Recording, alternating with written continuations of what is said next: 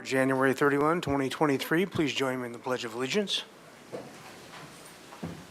I pledge Pledge allegiance to the flag of the United States of America and to the republic for which it stands, one nation, under God, indivisible. Okay, Madam Clerk, would you please call the roll? Yes, Councilmember Harmon, not yet present. Councilmember Friedman. Here. Councilmember Oscar Gutierrez. Present. Mayor Pro Tem Alejandra Gutierrez. Here. Councilmember Snedden. Here. Councilmember Jordan. Here. And Mayor Rouse. Here. Very good. And Madam Administrator, are there any changes to the agenda? Mayor Rouse, there are no changes to the agenda. Okay. And with that, we'll go to public comment. 3 minutes at the podium for any subject within the purview of this body that is not on the agenda. We'll begin with Sabrina Tipton. And if you haven't been here yet before, since we've done our brand new system, you'll have a counter right there in front of you to let you know exactly how much time you have left. Yes, sir. Okay, very good. Ms. Okay. Tipton. Good afternoon, Honorable Mayor and council members. My name is Sabrina Tipton, and I'm a Public Information Officer with the U.S. Small Business Administration, Office of Recovery and Resilience. I am coordinating SBA support for those affected by the storms that occurred on December 27th, 2022, and they are continuing. With Santa Barbara County being declared a declared county, SBA support is extending to homeowners and renters and not just to small businesses with economic injury. And this would be only those that were affected directly from the severe storms, flooding, mudslides that happened on December 27th and are continuing. The SBA provides a federal program that is low interest, and it is a disaster loan to assist businesses, and because this is a declared county, it goes out to the homeowners as well as residents, and it can be renters or folks that own homes. And so what I want to talk about is it's really important to know that people aren't always familiar that the Small Business Administration supplies these low-interest loans beyond businesses, but we do that when there is a disaster, okay? And the interest loans can be as low as 2.13 for homeowners for this disaster right now that we have, 2.35 for private and nonprofit. Nonprofits can include places of worship, and 3.3 for businesses, okay? So those are loan percentages due to the disaster. And then we want to also remind folks that the application deadline for physical damage, whether it's business, renters, or homeowners, is March 16th. And then the deadline for the economic injury disaster loans, also known as EIDL, it might be somewhat familiar to you with COVID, and that is October 16th, 2023. And that just allows folks that might think that they didn't have any damage to look at their books and then down the road realize, whoa, we had some impact during this December or in January. We are going to go ahead and ask for economic assistance through this low interest loan, okay? And then I wanted to also talk about the initial step, though, because this is a presidential declaration, everybody must go to FEMA. And you go to the disasterassistance.gov. If you are a Spanish speaker, you go to disasterassistance.gov-es. And the reason for that is it helps counties keep track of what's going on in their county as far as damages with structures and buildings. It's also a number. It's unique to that individual disaster survivor. Then that number is used if any businesses or homeowners or renters come to us. So we just track them with that FEMA number, okay? Just so you understand that part. That's why. Then you would apply with the SBA, the low interest loan, but you always start with FEMA on a presidential declaration. And then step 3 is the best step of them all. You can just come right into our DRCs, our disaster recovery centers. We have one out at your Direct Relief out in Santa Barbara by the airport. There's one at Allen Hancock, it's Building O, and then there's one up in San Luis Obispo. And you can go to any county. So if there's some businesses that had to leave or residents, they can also go to other counties that have the DRCs. This is a declaration for California, okay? But for locally, it's there. And then we do get asked, like, what's the closing date? There's no hard, fast closing date right now. It's basically counting the amount of people that come. And we really want people to come because when you come to the DRCs, because this is a presidential declaration, you have city, county, nonprofits that are in there. You've got FEMA on one side, you've got the SBA on the other. All these services that are in the middle. and they're providing any sort of service, or they're making sure they can reach out and give you aid. There's also a supplemental from the County of Santa Barbara. There's also a supplemental area where folks can go and get supplemental help, okay? So I just wanted to let you know, like, why those are so important. They are a one-stop shop. They're a gold treasure. Those DRCs are just wonderful. And then... Ms. Tipton, are you, yes. you're actually out of time. Yes, sir. But you're doing kind of a PSA for us, so how much more material do you have? I don't. I'm almost done. I was just going to Okay. ask you if you had any Thank you. questions, and then if you know of any communities that are out, that need any outreach that possibly we haven't hit, because there's a lot of pockets that are going on that we're seeing with disasters, but it's not like a whole section. There's a lot of pockets. Great. Thank you. I might reach out to you myself, so. Yes, sir. yeah. And I did talk to your economic manager as well, and I let him know that Oh. we've been reaching out, sir. Perfect. Okay. All right. Thank you very much. Thank you, and thanks for letting me go over a little bit. I appreciate that, and sorry. No problem. Next speaker is E-Planet Thunderstriker.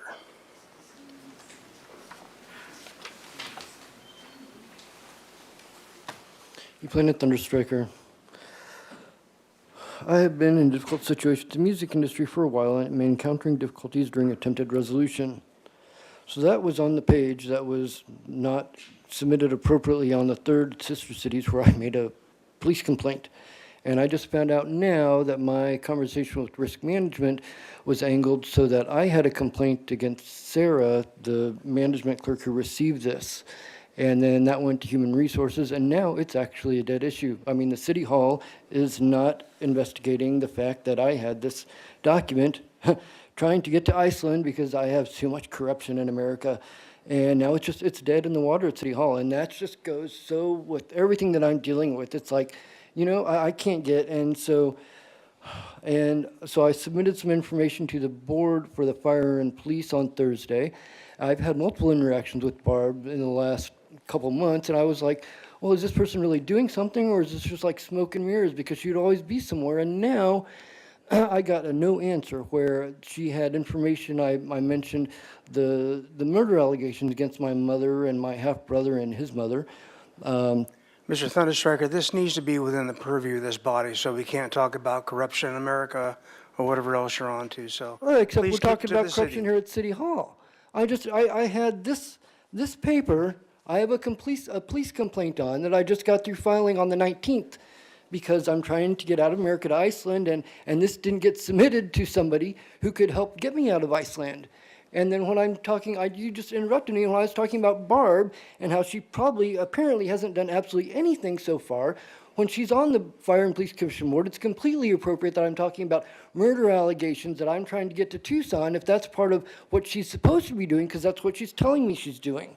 But I mean, now it's like, oh my, why do I have to explain that to you? Why don't I get my minute back? And why is it that I'm sitting here trying to get a resolution for a complete complaint that's probably not going to go anywhere, when now it's not even going to go in City Hall investigation?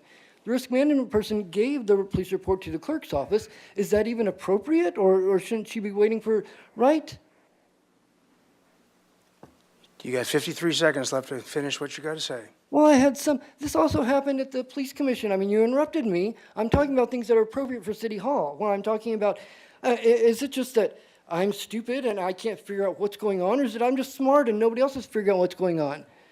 I mean, I'm talking about a police report related that I talked about last week, and you're saying you have to address issues in City Hall. Well, maybe the corruption is going on in City Hall building.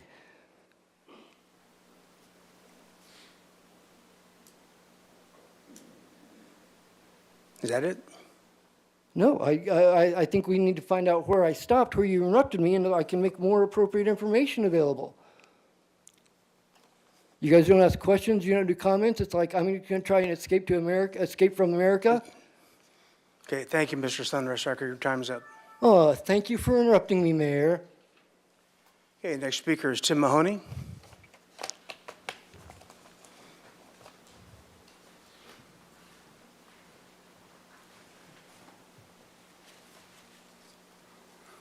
Hello, Mayor, members of the City Council. Tim Mahoney. I'm with the Southern California Gas Company. And I wanted to come in and reach out to you today and inform you and the customers that we have that are using natural gas that unfortunately prices are going up.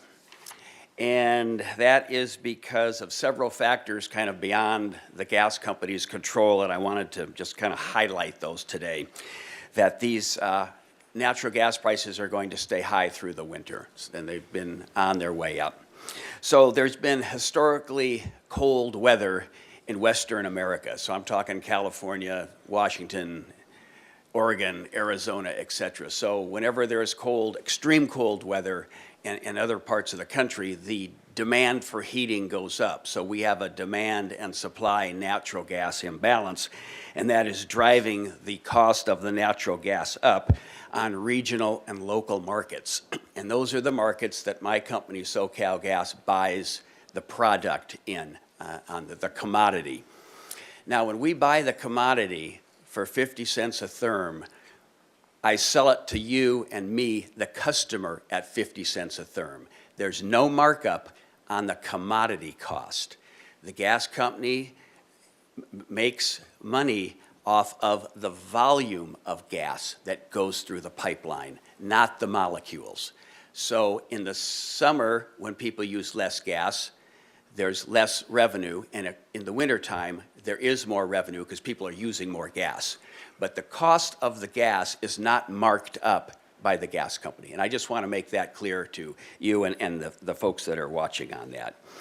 So because of these widespread cooler temperatures, people are flipping on the heaters and taking showers, et cetera, which is a good thing, but it does drive up the demand. Also, there's been a reduced level of storage in the western states of America, as well as a couple of pipelines in West Texas got taken out for maintenance and repair. So you put all that together, and we have less supplies in the Rocky Mountains, the Permian Basin, Oklahoma, Texas, coming into California via the interstate pipelines of All American Pipeline and the El Paso Pipeline. So what can customers do? Well, you can lower the thermostat a few degrees, health permitting. You can install weather caulking and other things of that nature, the old energy efficiency, dress warmer, wash your clothes in cold water, lower the temperature on your water heater if that's possible, and then limit kind of non-essential natural gas appliances like the pools and the spas, et cetera, to do that. So if people want to learn more, they can contact me, or better yet, go to SoCalGas.com, manage higher bills. So I'm sorry to be the bearer of bad news, but I did just want to come and try and give an explanation of why this is happening, because people are upset, and well, they should be. I'm out of time, so thank you very much. Thank you. Dave Hopkins.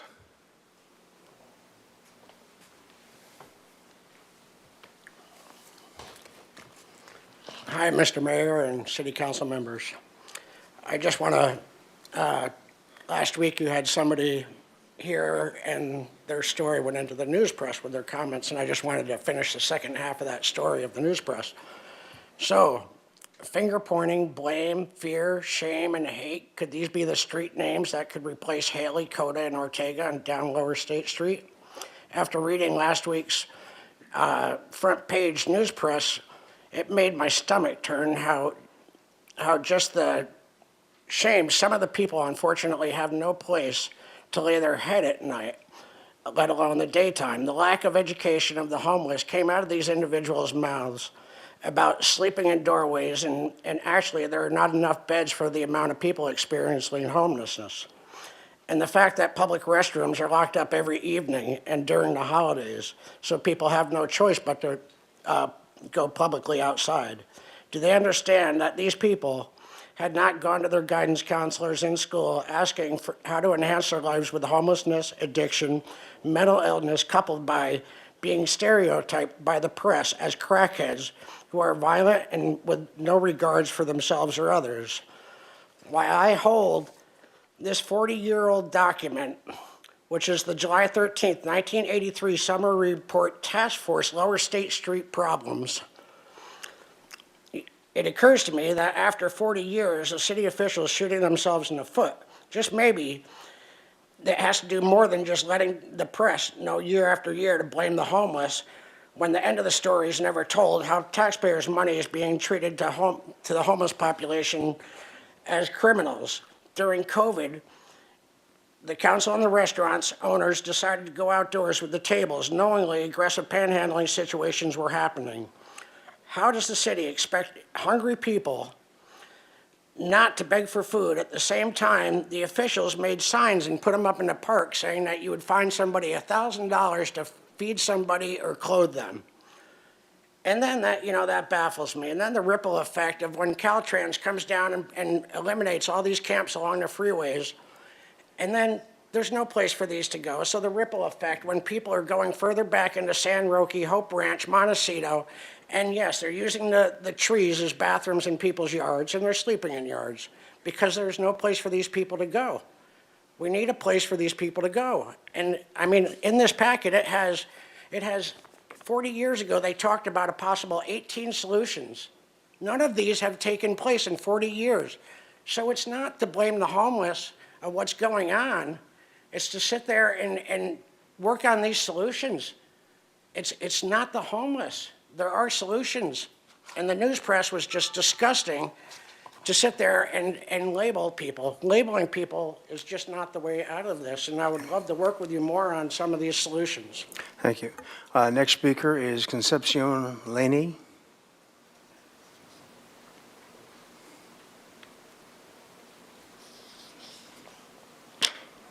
Yes, good afternoon, members of the, I don't know. I'm sorry, this is new to me. I wasn't planning on coming in. I came to pay my license, my business license, but I have a problem that I need help. I live by Mission Creek, and my property is on 410 West Islay Street corner with Castillo. This corner, I fixed it with all of the permits that there are. The city, at that time in 2000, they said that this was the first property to have all the permits, engineering, hydraulics, you name and everything. Every agency was on top of this property to make sure that it was done properly. My retaining wall, everything. My mother and I spent over $200,000 on that property. However, my neighbors did not fix their property because they chose not to fix it. The city and the county brought in boulders, but if we were to touch those, they had to be engineered, designed. The neighbors said they were not gonna do anything. However, in these 20 years, 22 years, they've been adding elevation, illegal fill, plants and everything. So this storm took all the illegal fill that they brought in 20 years, including eucalyptus trees that they placed behind the pipe and wire fence. One of those big trees, eucalyptus trees, is right on the bend. And the owner of 811 Castillo Street, he just cleaned, he put the dervish that he had left 3 piles in the bend. I'm afraid that in the next storm, I am going to be damaged. My investment is gonna be damaged. I'm a hard worker person. I pay my taxes. I raise my family as a single parent, never asked for any help. I don't want my investment to go to the next storm. I was a victim in the El Niño storm 1995. My property was fixed perfectly well, and for my neighbors not to fix theirs, when they say they don't want to fix and they are fixing, the city needs to enforce them to fix properly. If these 2 neighbors, that's 811 Castillo Street, and I can come back, Your Honor. Hey, ma'am, you're out of time, but if you take this to community development, they may be able to. I did, but Okay. they're not doing it because the owner there says, I'm not touching it. He did. He brought in fill last week, and they're taking over this bend. All right, thank you. I told Ma'am, everybody. there's a question for you from Mr. Gutierrez. Ma'am, if you can go to Holly Pereira and just ask her to give you my contact information. Just send me an email and I can work with you to try to have this issue addressed. The Army Corps and engineers also offer, but, I saw this here. I want my voice to be heard. Yeah, just go to Holly and set up an appointment with me, please. Yes, thank you. So much. All right, very good. Okay, we have someone online? Yes, Mr. Mayor, we have one public comment speaker on Zoom, and that is Aaron Ashland. Aaron Ashland, please go ahead. Hi, thank you, Mr. Mayor and City Council. Calling with some concerns. I wanted you to know that I think all the white plastic is off of State Street. So, except the big white plastic barriers that are owned by the city. So, we have to have all our patios without white plastic by tomorrow. So I was thinking maybe you guys could do the same, because I don't think they differentiate when people are walking down the street. Like, oh, that's a city's barrier. We can leave that plastic and white, right? The other thing is, it looks like all those B-cycle stations up and down State Street also have white plastic cones in front of them. So you'll probably have to have those painted too, it looks like. Second, I wanted to make sure that I understand this correct. So if someone makes a mistake or puts something out in the street, that would be the parking department that would come give them citation, right? And then if something's on the sidewalk, that would be like zoning. But zoning kind of got canceled a couple years ago, and we haven't really been enforcing zoning. So I guess tomorrow when I have to take off my signs that say come to the cruisery or whatever they say, I'm wondering if the places like Finney's and all the places down at the Californian Hotel, if they're going to have to remove their signs, or if that goes to complaint driven. So I guess I'm saying I have two bodies overseeing my space, but everyone else only has one. I just want to make sure that that's the way this is going to be moving forward. 3, man, those citizens that spoke last week, they sure did have a lot to say, and all contradicting what you said, Mr. Mayor, which is there's apparently no homeless problem downtown when you spend 20 minutes down here on a Friday. So just wanted to say that they obviously proved that you're wrong on that record. And then secondly, or next, I would like to say how great the MIG presentation was. I thought Chair Davis was great. He mentioned Hal Conklin. Man, I sure wish he was our mayor. You look like you were pretty uncomfortable in your seat there, Mayor, when all the stuff was coming back from MIG about how 80% of the city wants the promenade. And even if I think KEYT started their little news thing with an overwhelming majority of the city wants the promenade. So I just want to leave you with that, Mr. Mayor. And Mr. Friedman, I thought you might want to maybe not side with the mayor so much, because I thought you were kind of on the side of all the residents of the city that want this, but now you seem to be wavering on the promenade. But maybe we'll get Hal Conklin back or something, someone that really has a vision for the city that can be better than it was now. But lastly, I want to talk about safety. They said one of the things that people look for in the promenade is safety. And so do you think that we're in a position moving forward, if we put in maybe a fountain for kids to play in and stuff, are we going to be able to protect our residents and our children from playing in that fountain? Or do you guys think like a homeless naked guy might walk by and want to take a shower in that? So I kind of want to leave you with that, but I think it's going to take some hard work on your part and maybe other people in the city, but we need to come up with a firm but fair set of policies and laws that prevent people from taking advantage of the promenade as we make it better. Thank you, guys. I'll call you back next week. There are further speakers online? No, Mr. Mayor, no further speakers. Okay, very good. We'll move to consent calendar. You have some items to read? Yes, item 1, municipal code amendments pertaining to the Santa Barbara Arts and Crafts Show ordinance adoption. Recommendation the council adopt by reading of title only. An ordinance of the council of the city of Santa Barbara amending the municipal code by amending chapter 15.08 pertaining to the Santa Barbara Arts and Crafts Show. Item 2, authorize execution of the Clean Water State Revolving Fund Installation Sale Agreement for the Braemar Lift Station Rehabilitation Project, ordinance adoption agreement. Recommendation the council adopt by reading of title only, an ordinance of the council of the city of Santa Barbara authorizing the execution of the installation sale agreement with the State Water Resources Control Board for the Braemar Lift Station Rehabilitation Project, project number C06860211. Item 3, amending and updating the city's water-efficient landscape standards for water conservation, ordinance introduction resolution. Recommendation that Council A determine that the project is exempt from the California Environmental Quality Act under state CEQA guidelines, Section 15307, Protection of Natural Resources.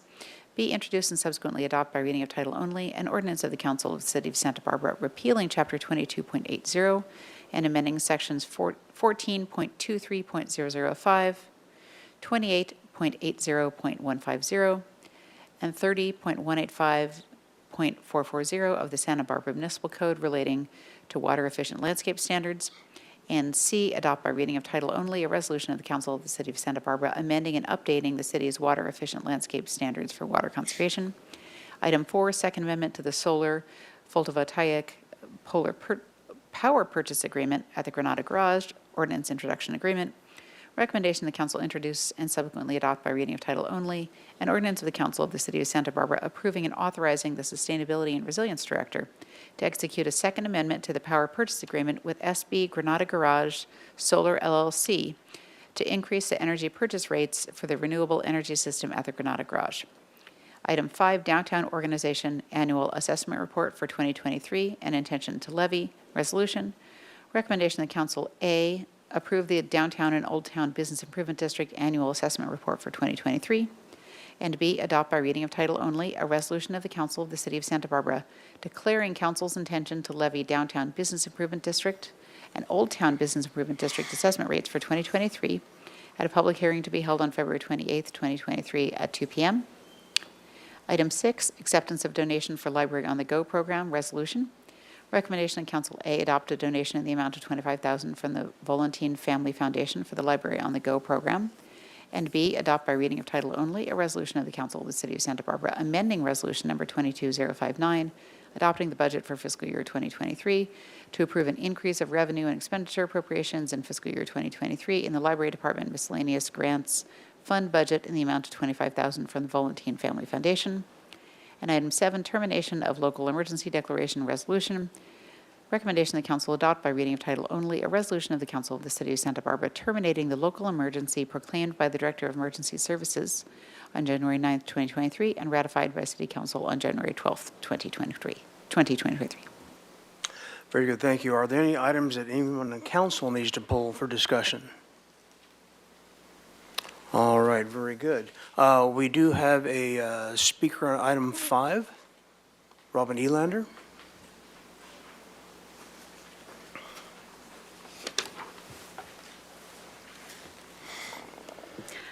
Mayor, City Council members, and members of the public. The Downtown Organization of Santa Barbara, or Downtown Santa Barbara for short, is dedicated to the promotion and enhancement of the Downtown Santa Barbara District for the benefits of its members, residents, and visitors. DSB was first incorporated in 1967 and has served as the collective voice for downtown for more than 50 years. Governed by a board of directors and managed by a team of professional staff, Downtown Santa Barbara has a long history of leading change, organizing community, and building the brand of Downtown Santa Barbara. We pride ourselves on providing services that benefit our members every day, and we work in an innovative way to leverage our knowledge and partnership for positive impact. For more than 50 years, the Downtown Organization has managed the Business Improvement District. Bid services in downtown Santa Barbara include marketing, promotions, events, decorations, and other advocacy activities that benefit the businesses. Tomorrow, February 1st, a business services orientation will be held via Zoom at 4 o'clock for anyone listening who would like to attend, and will also be recorded for distribution for those that want to review at a later date. Also, as mentioned, I will be back on February 28th to share a full presentation to the council and the community on the breadth of our work. We are working continuously to enhance services in all the ways we can to create an environment where our businesses can grow and thrive. As Executive Director and on behalf of the staff and board members at Downtown Santa Barbara, it's an honor and privilege to serve our downtown business community. Thank you. Thank you. I'm glad you were timing yourself because we weren't timing you. All right, very good. There are no further speakers or no other comments for council on consent. I will entertain a motion on consent. Move the consent. Moved by Friedman. Okay, second. Second by Alejandro Gutierrez. Very good. This is a motion for the entirety of the consent calendar with a motion by Councilmember Friedman, seconded by Mayor Pro Tem Alejandro Gutierrez. Let us start our vote. Let's go to the tote board, my favorite part. Okay, go ahead.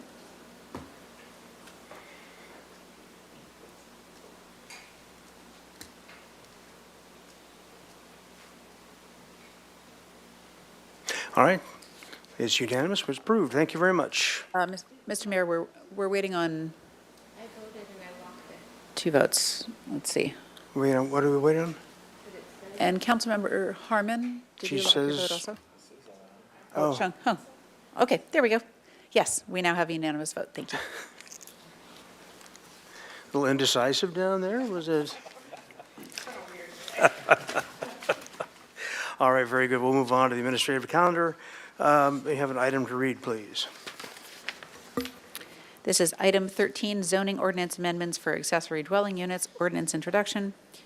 Recommendation of the council, A, introduce and subsequently adopt by reading of title only an ordinance of the council of the city of Santa Barbara amending the Santa Barbara Municipal Code by amending section 30.185.040 pertaining to regulations for accessory dwelling units, and B, introduce and subsequently adopt by reading of title only an ordinance of the council of the city of Santa Barbara amending the Santa Barbara Municipal Code by amending chapter 28.86 pertaining to regulations for accessory dwelling units.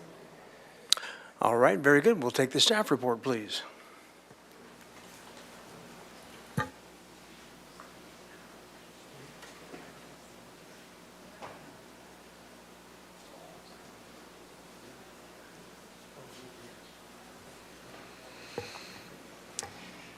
Thank you, and good afternoon, Mayor Rouse and council members. My name is Jillian Ferguson, and I am a long-range assistant planner for the Community Development Department. May I also introduce Brenda Belts, project planner and plan checker, and Dan Gullett, interim city planner.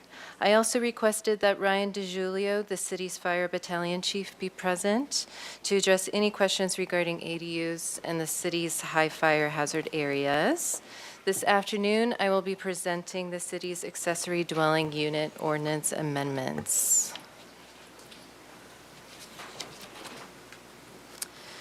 The purpose of this hearing is to review the proposed amendments to the zoning ordinance for ADUs and JADUs and recommend adoption. I will briefly provide a background for ADUs, then present the proposed ADU ordinance amendments. These amendments have been organized into three categories: cleanup items, 2023 state requirements, and finally, staff proposed local changes, local standards, which will be discussed in more detail. I will then go over some next steps. Just a quick reminder that ADUs are self-contained additional housing units, which range in size from 150 square feet for an efficiency studio to 1,200 square feet for a unit with multiple bedrooms. According to State Housing and Community Development, or HCD, ADUs are an innovative, affordable, and effective option for adding much-needed housing in California. The city's ADU ordinance allows two different types of ADUs: standard ADUs and special ADUs. Standard ADUs are allowed one per lot and are not allowed in the foothill and extreme foothill high fire hazard areas. Standard ADUs differ from special ADUs by having greater size and greater flexibility. The size of a standard ADU may range from 850 to 1,200 square feet if detached, or a maximum of 50% of existing primary unit floor area if attached. Currently, the maximum height of a standard ADU may match the primary unit's height, or 17 feet, whichever is greater, and in some cases up to 30 feet in height if constructed over a garage. Regarding open yard standards, a standard ADU needs to retain the open yard for the primary unit, but the open yard can be reduced in area and dimension, and there is location flexibility. A special ADU is mandated by state law, and one or more may be allowed per lot depending on the existing number of units. Special ADUs are the only ADUs allowed in the foothill and extreme foothill high fire areas. A special ADU must be a new detached unit or a conversion of existing floor area. Currently, a maximum size of 800 square feet is allowed if detached and new construction, with a maximum of 16 feet in height. Special ADUs are also exempt from the requirement to preserve the open yard for the primary unit. A junior ADU is a unit located within existing walls of a primary residence, including within an attached garage that cannot exceed 500 square feet in size. The owner must occupy the rest of the house, and the JADU requires a separate exterior entrance.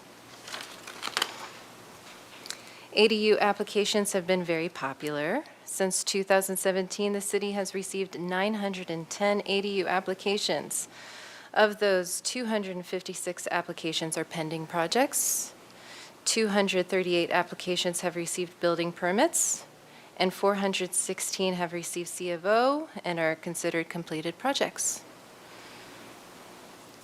Of the 910 ADU applications, 22% are detached, 12% are attached additions, and 66% consist of conversions. This map demonstrates the number and location within the city's high-fire areas for ADU projects since 2017.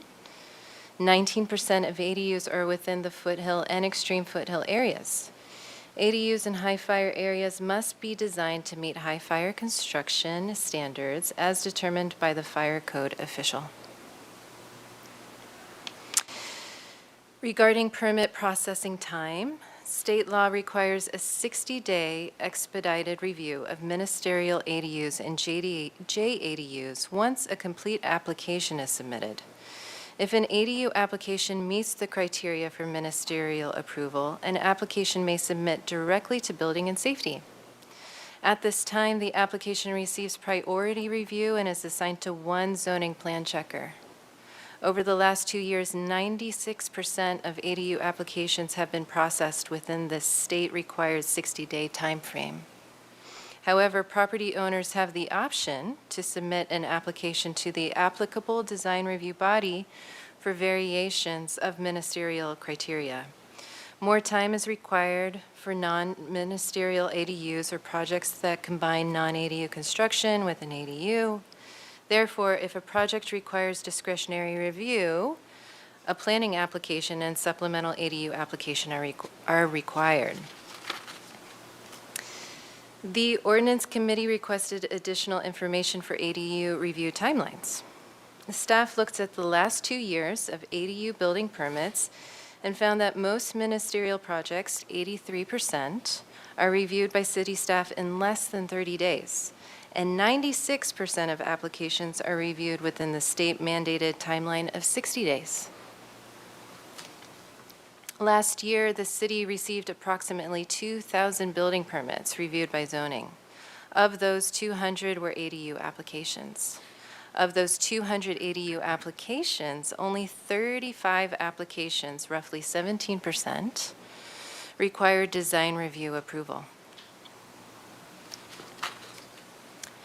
The city offers many tools and resources to help homeowners get started on their ADU, JADU projects, including an ADU project guidance webpage, with FAQs, checklists, and handouts, a project map showing where applications have been submitted, and a free 20-minute consultation with an ADU expert to discuss plans or questions.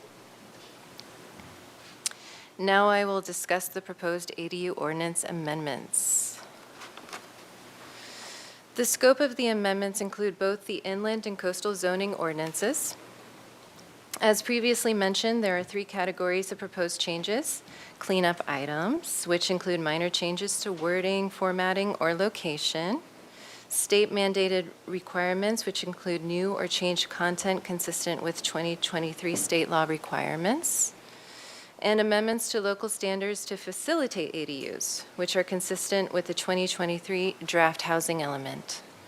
The focus of this presentation will be on the amendments to maximum height for ADUs and changes to local standards. The other categories of changes, due to their minor nature, are not discussed in this presentation. Now I will discuss required and recommended building height changes. One of the more significant changes made to the state ADU law is related to maximum building height. The city's current ADU height regulations are less restrictive than state law for standard ADUs and are the same as state law for special ADUs.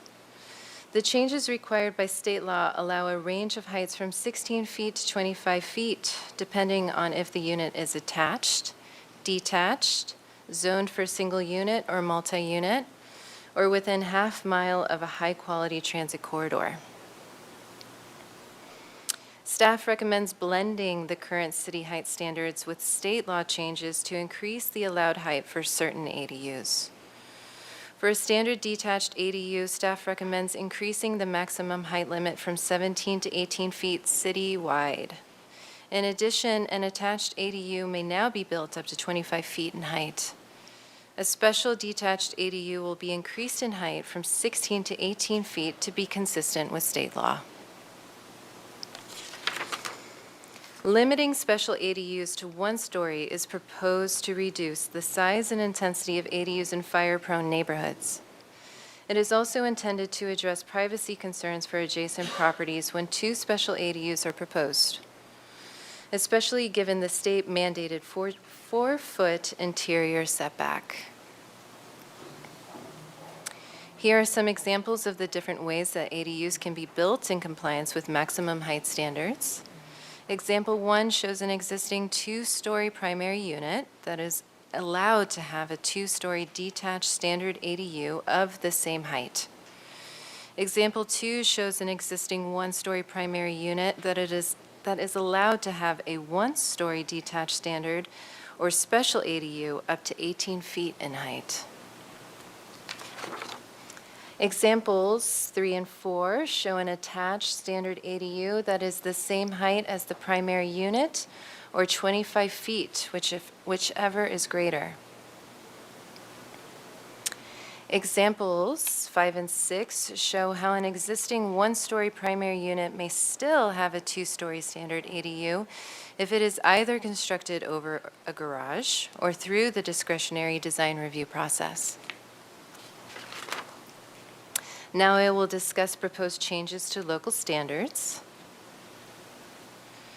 As previously mentioned, the third category of proposed amendments include minor improvements to local requirements intended to make it easier to build ADUs. These changes are proposed to address some of the most frequent hang-ups experienced by ADU applicants since the ordinance was last amended in 2020, and will implement the city's draft housing element policy recommendations for ADUs. The first staff recommendation is a revised open yard encroachment. When proposing an ADU over a 2-car garage, we revised the open yard standards to accommodate a small laundry room or storage area. A maximum 150 square foot addition is proposed to be allowed to encroach into the open yard area that serves the primary residence. The next staff recommended change regards converting non-livable space. Under the current rules, if 2 new ADUs are proposed for a multi-unit development, the double ADU must either be detached new construction or the lot must be developed with at least 8 existing dwelling units. This is because the current law only allows 25% of the existing number of units to be converted from existing floor area. Staff recommends allowing up to 2 special ADUs instead of 1 to be converted from existing floor area. This will allow the conversion of an existing garage or basement to 2 special ADUs instead of requiring new construction. Here is a converted non-livable floor area example. This is an existing multi-unit building. The area of work proposed is 2 ADUs located in the garage area. The current ADU rules allow only 1 ADU to be converted in the garage, or they could propose 2 new ADUs and take up the entire open yard area. This proposed standard would allow 2 ADUs to be located within the garage, thereby preserving the open yard. The final staff recommended change involves the conversion of upper floor commercial areas to ADUs, preserving ground floor commercial areas for retail.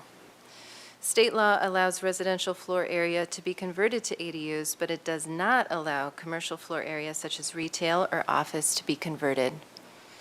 Amendments to the city's local ordinance would allow upper floor commercial spaces to be converted to ADUs and provide more flexibility in the adaptive reuse of existing buildings. Staff recommends only the upper floor areas, not the ground floor commercial spaces, be allowed to convert to an ADU to support and maintain mixed-use development along commercial corridors. The Planning Commission held one hearing on November 17th, recommending that City Council adopt the proposed amendments. The Ordinance Committee held one hearing on December 6th and also recommended adoption. Now I will share some next steps. After adoption, we will then submit the adopted ordinance amendments to HCD for their review. We will also start preparing a local coastal program amendment for the adopted Title 28 amendments for California Coastal Commission certification. Regarding the California Environmental Quality Act, CEQA does not apply to adoption of an ordinance implementing the state accessory dwelling unit law. Staff recommends reviewing the proposed amendments to the zoning ordinance for Title 28 and Title 30 for accessory dwelling units and recommends adoption. Thank you. All right, very good. We'll go to questions from council. Mr. Jordan. Thank you, Mr. Mayor. Just want to say great presentation. Thank you to the team. There's about 5 or 6 more slides in there that weren't present even last week, and they weren't there for ordinance committee, and they really speak to the totality of effectiveness rather than the outliers, which we all respond to. So I want to thank you for that. Both my questions have to do with mixed-use development and the phrase special ADU, and I think it's your slide 29. So when you're using in that slide the phrase mixed-use development, what does that mean?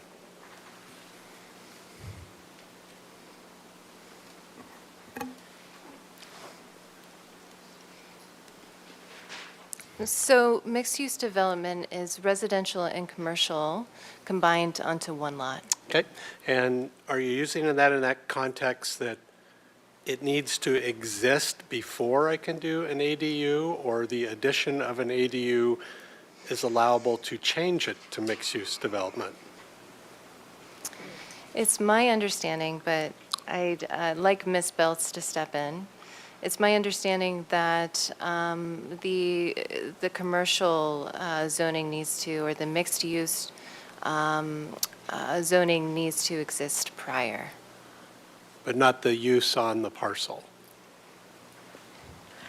Councilmember Jordan, just to clarify, to have an accessory dwelling unit, you need to have a primary unit as well, but it could be proposed at the same time. So you could either have an existing mixed-use project that had existing residential units and commercial floor area, and then add accessory dwelling units to that site, or you could convert the site to a mixed-use development with both primary units and accessory units.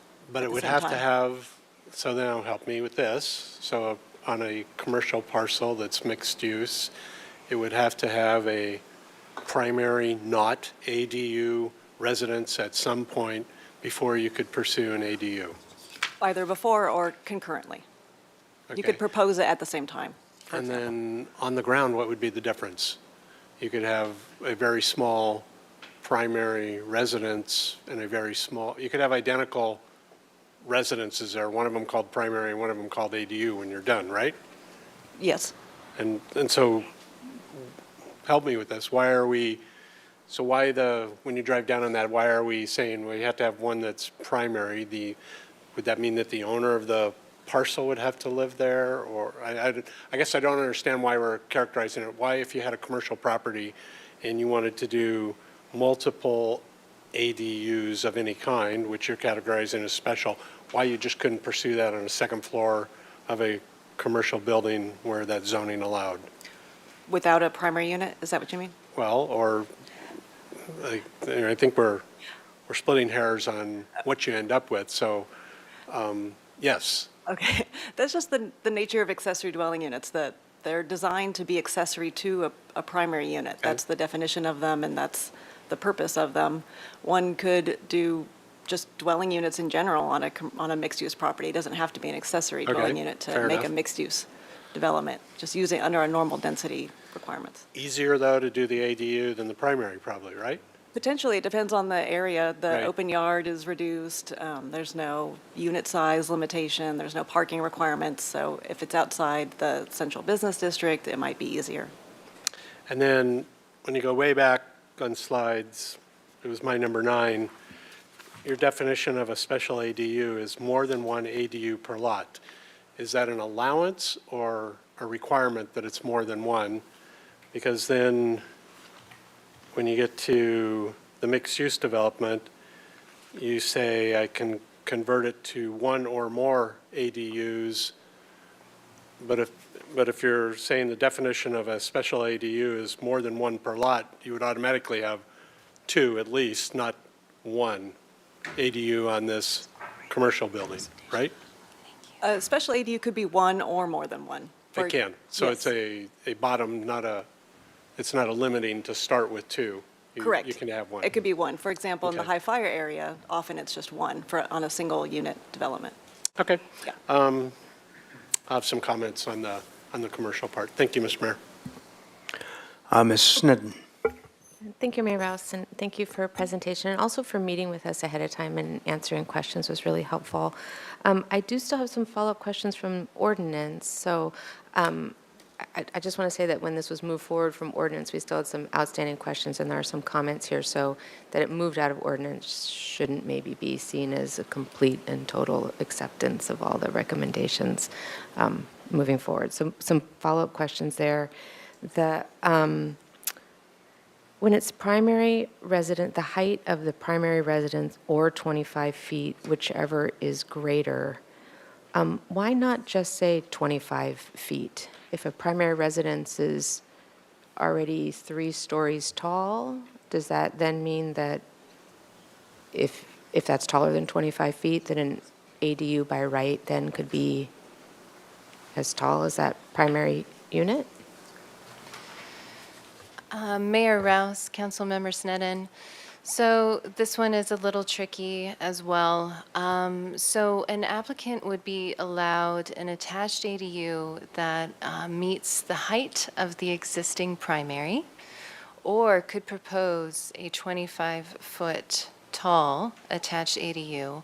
And that really depends, that height would be determined on whichever is greater.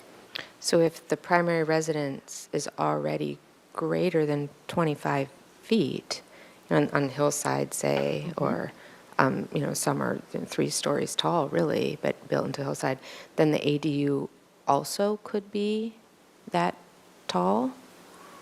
That's correct, yes. Okay, so that's one of those things I think, personally, I'd want to not have that. And then on slide 23, and I asked this question at ordinance, but I'm still not really clear. On slide 23, that example 5. This is working. I don't know if this is working. This is not working. Okay.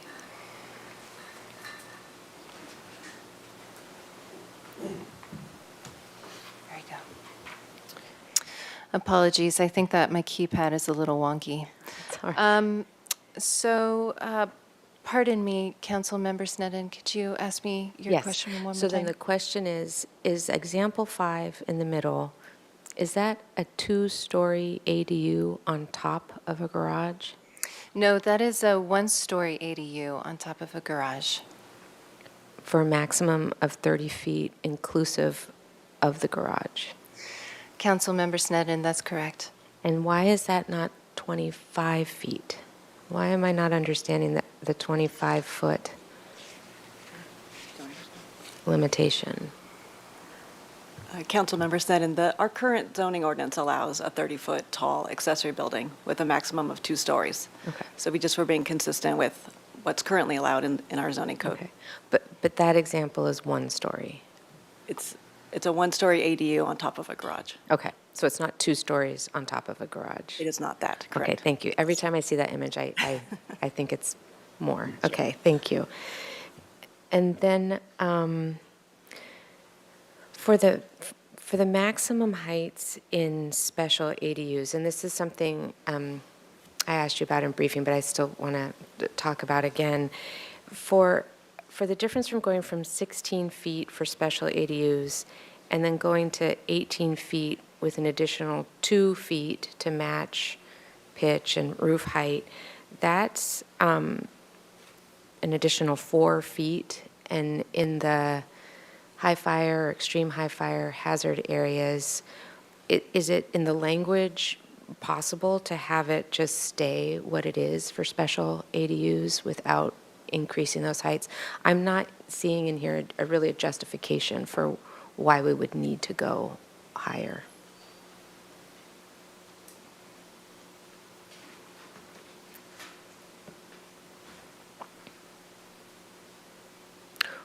Or to delineate it by the hillside design district. I guess I'd be asking for guidance that if in the high fire and extreme high fire, if we did not want to increase those height limits beyond what the state requires. Mayor Rouse, Councilmember Sneddon, if I may, I'd like to defer your question to Ms. Ostringer. Ms. Ostringer. Mayor Rouse, Councilmember Sneddon. So we can reduce the size of special ADUs down to 16 feet. What we can't do is mandate that all special ADUs within the high fire hazard severity zone be 16 feet. However, we can get there very closely by saying all ADUs are 18, special ADUs detached are 18 feet with the additional 2 feet to match roof pitch, unless they are in the high fire hazard severity zone and they are not within a half mile of walking distance of a major transit.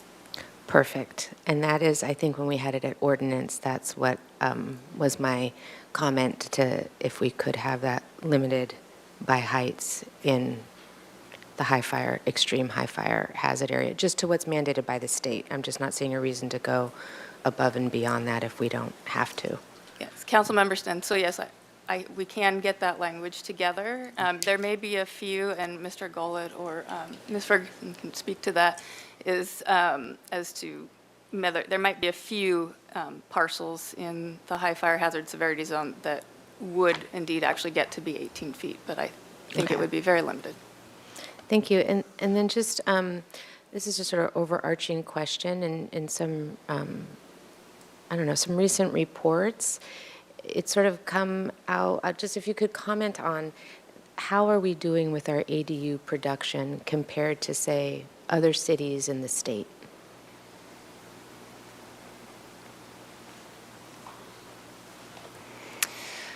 Mayor Rouse, Councilmember Sneddon, it's my understanding that we are doing a fantastic job in terms of producing ADUs within the city.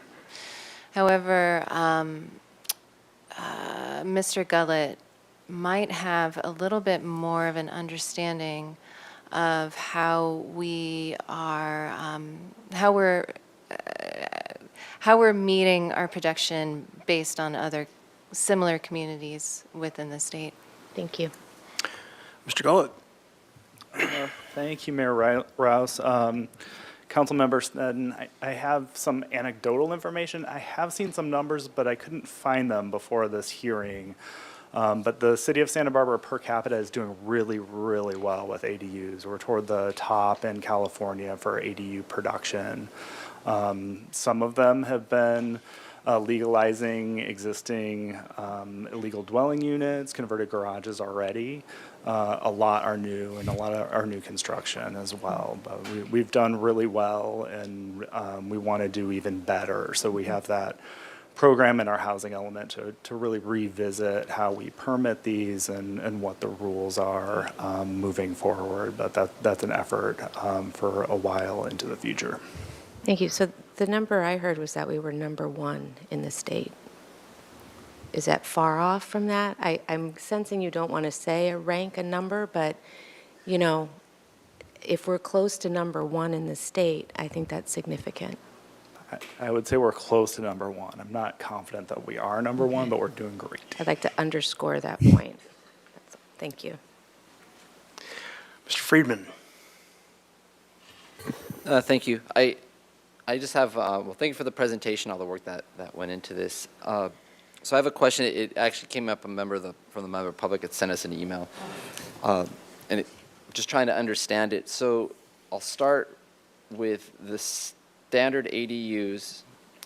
It's an 850 to 1,200 square feet if detached. A maximum of 50% of the existing primary unit floor area if attached. And what this resident is trying to understand, and I'm trying to understand it, is that in the state code under SB 897, there's language that says a local agency shall not establish by ordinance any of the following. A maximum square footage requirement for either an attached or detached accessory dwelling unit that is less than either of the following. 850 square feet, or, and this is the question I have, 1,000 square feet for an accessory dwelling unit that provides more than one bedroom. And so the example given to the council in an email was a 1,000 square foot primary dwelling unit. They're applying for a 2-bedroom attached ADU of 800 square feet, but they're in this limbo because the maximum is 500. And so, but the language says it can't be less than 1,000 if it's, I don't know if that's right. I'm trying to understand it, of 1,000 square feet. So could you help me understand the ambiguity here of what happens when you have a 2-bedroom that's being applied in this 1,000 square foot language? Mayor Rouse, Councilmember Friedman, yes, I'll do my best. I think HCD is still trying to figure out what the legislature intended with that as well. But we've gone through it very carefully. So really what happened with this new state law changes that happened and are effective as of January 1st of this year, prior to that, the state said, okay, there was a maximum of 800 square feet and 16 feet. And so our ordinance reflected that. And that's where I think, not having knowing the address that you're speaking of or seen the application, that's probably, that 16 feet may have been where this particular person was getting caught. The state's since taken that 16 feet away. Our ordinance now reflects that. And where the difference is, and this is the harder part, the statute says we may not set the maximum of 1,200 square feet for 2 bedrooms, and I think it's 850 for the single or a studio. However, it then allows us to set, if it's an attached, up to 50% of the primary, but then it says, notwithstanding, the city may have a maximum or must allow at least 800. So if you have a 1,000 square foot home and you want to add an attached ADU, the 50% would be 500, but the statute and how our ordinance is written to reflect that will give you 800 square feet. So you get 800 square feet and you're not limited to 16 feet. I'm sorry, I wish I could explain it better, but that's the way it's written. And so this 1,000 square feet that's in the code, where does that come into? For this particular applicant, if he has 1,000 or she has 1,000 square foot residence, the way the ordinance is now drafted and state law allows, they would be, even though it's only 1,000 square feet, 50% of which is 500, they are allowed by statute and our ordinance to go up to 800 square feet and go above that 16 feet, provided they meet all the other zoning limitations. So in this particular case, I've seen that email, and staff intends to reach out to the applicant to let him know about, or her know about the changes that are being made to this ordinance and discuss how they want to proceed with that particular project. So with what's being proposed today, if an applicant was proposing a 2-bedroom that was attached, they could go up to, they wouldn't be limited to 500 as in the past. They could go up depending, in this case, 800. 800. If it's a 2-bedroom, I think, or is it even a 1-bedroom would be eligible for that? It's a one, if it's attached, it's 800. Okay, so it doesn't matter if it's 1 or a 2-bedroom. Correct. Okay, thank you. Ms. Gutierrez. Thank you. For the public that is listening right now, I would like to ask staff, because I know there's people out there that are families grown, and it's the first time that they're going to submit these type of applications. They have never done any addition to their home. So if I would like to ask staff, if it's not too much trouble, if you guys can explain in very simple English, these are the points that we want to fix today or match what the state law is, because this is really important information that needs to go out in the public. So I'm understanding, but a lot of words, and so if you guys can just say, Councilmember Alejandra, this is what we're proposing because we want to match the state. Is that possible?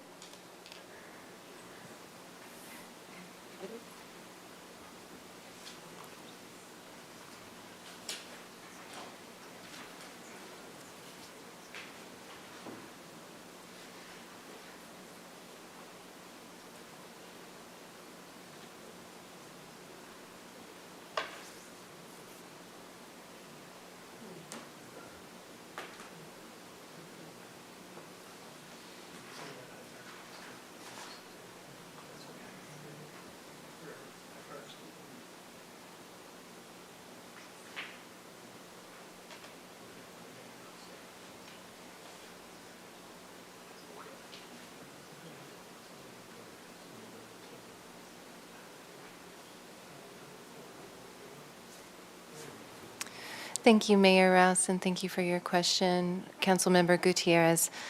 There's just so much information to share, and I think that's a good one too.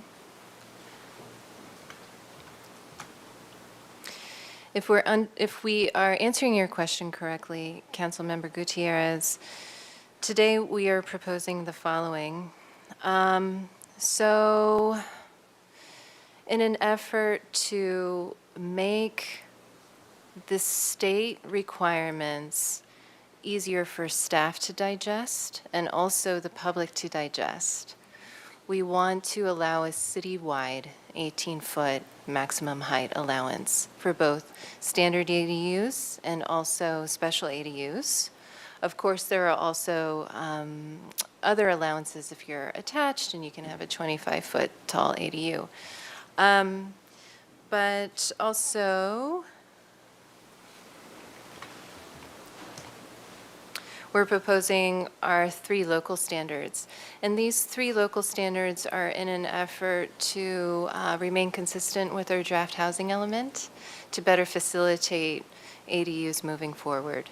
And so these 3 standards were created because they were based on anecdotal evidence that we've received from applicants that were faced with modifications or further design review. And so we're trying to, these 3 measures or these 3 standards are in an effort to streamline and allow, better facilitate more ADUs within the city. And I hope that I'm answering your question.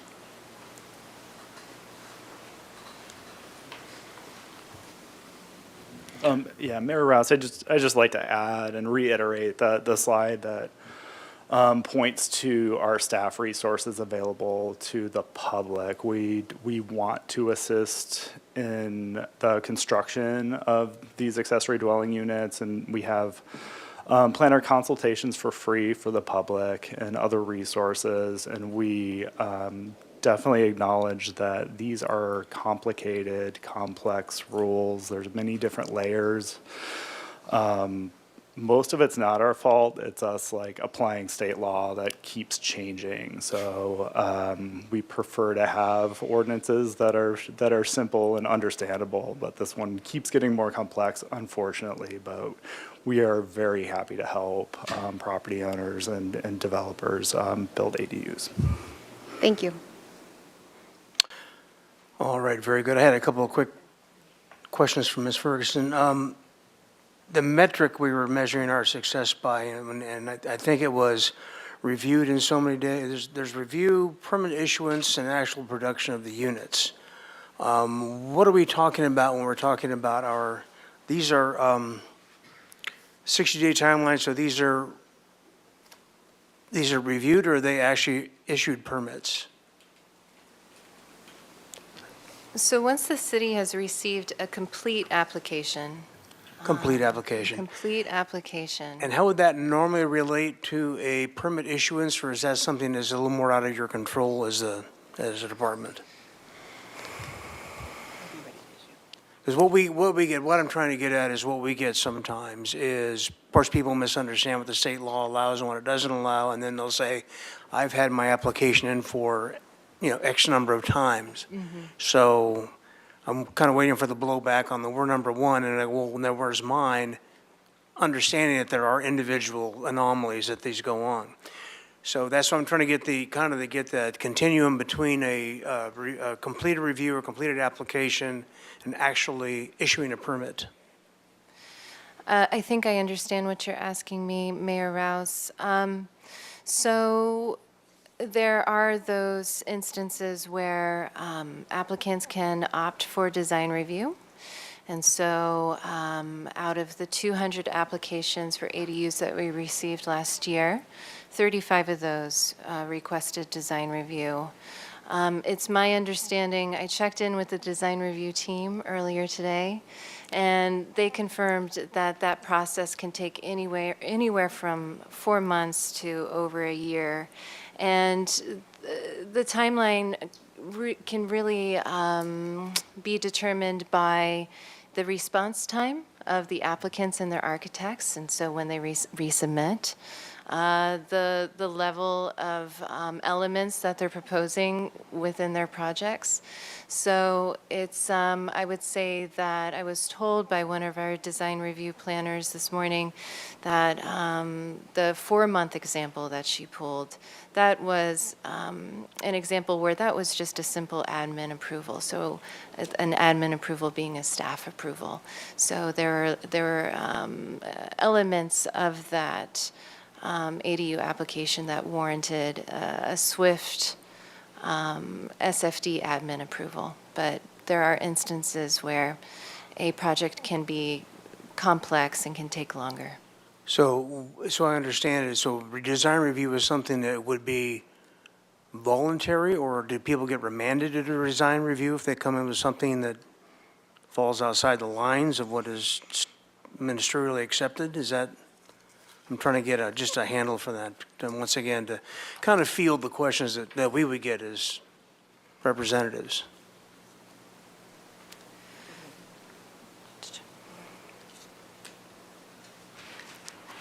Mayor Rouse, yes, it's essentially voluntary in that if applicants submit a project that meets all of the administrative criteria, they submit straight to Building and Safety. They don't need design review. Staff reviews it as part of a building permit application. Okay. So those that are the stories of the forever permits are usually something that goes outside the lines of what the form-based application would be then. Generally, yes, if it needed discretionary review for some reason, they were requesting a modification or design review or a coastal development permit, those types of applications would take longer than the majority of them, which just goes through a a ministerial process. Thank you. And do you have a quick synopsis of what constitutes a high-quality transit line?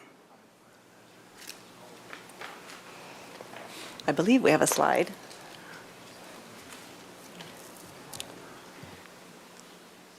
I would assume you're talking about transit headways and that type of thing, is that, and then, if so, I don't think it was part of the presentation, but have something like that mapped. Well, maybe there it is. Let's see here. Got it. Mayor Rouse and council members, the major transit half-mile and ADU zones this is a recent state requirement that we're still trying to wrap our heads around. We've included this map and also some definitions here. I'd like to defer defining the requirements to Dan Gullett, so he can provide us with a little bit more detail. Mr. Gullett. Thank you, Mayor Rouse.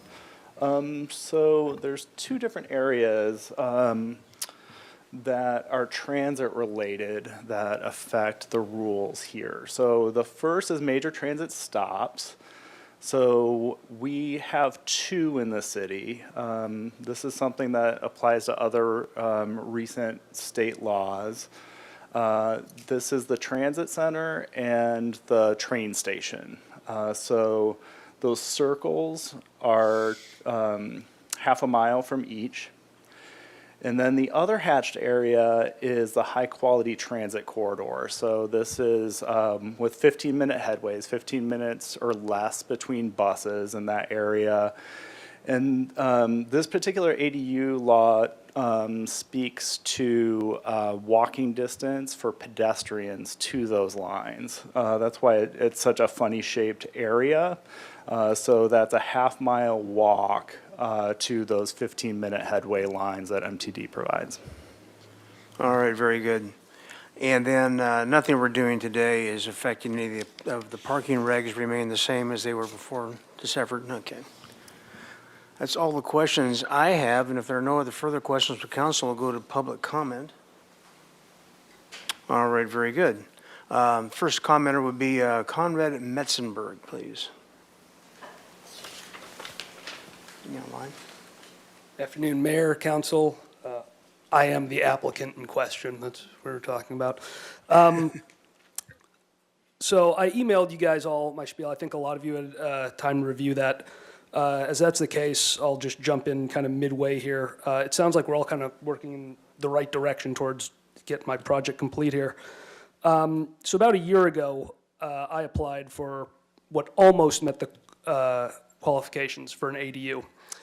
Despite staff supporting this project and the Single Family Design Review Board also being supportive overall, I'm $40,000 in the hole on my HELOC, and all I have to show for it's a yellow sign in my front yard. There are two holdups: the 16-foot ADU height limit, which is now being fixed, and the city's rule that I can only build up to 50% of the existing floor plan. This is a violation of past and current state law. So the new law, SB 897, will help me move my project forward by allowing the height of the attached ADUs to be 25 feet. While we're here, I'd also like to use this opportunity to correct the longstanding error in the city's interpretation of 65852.2, which also reads the same as in the amended 65852.2.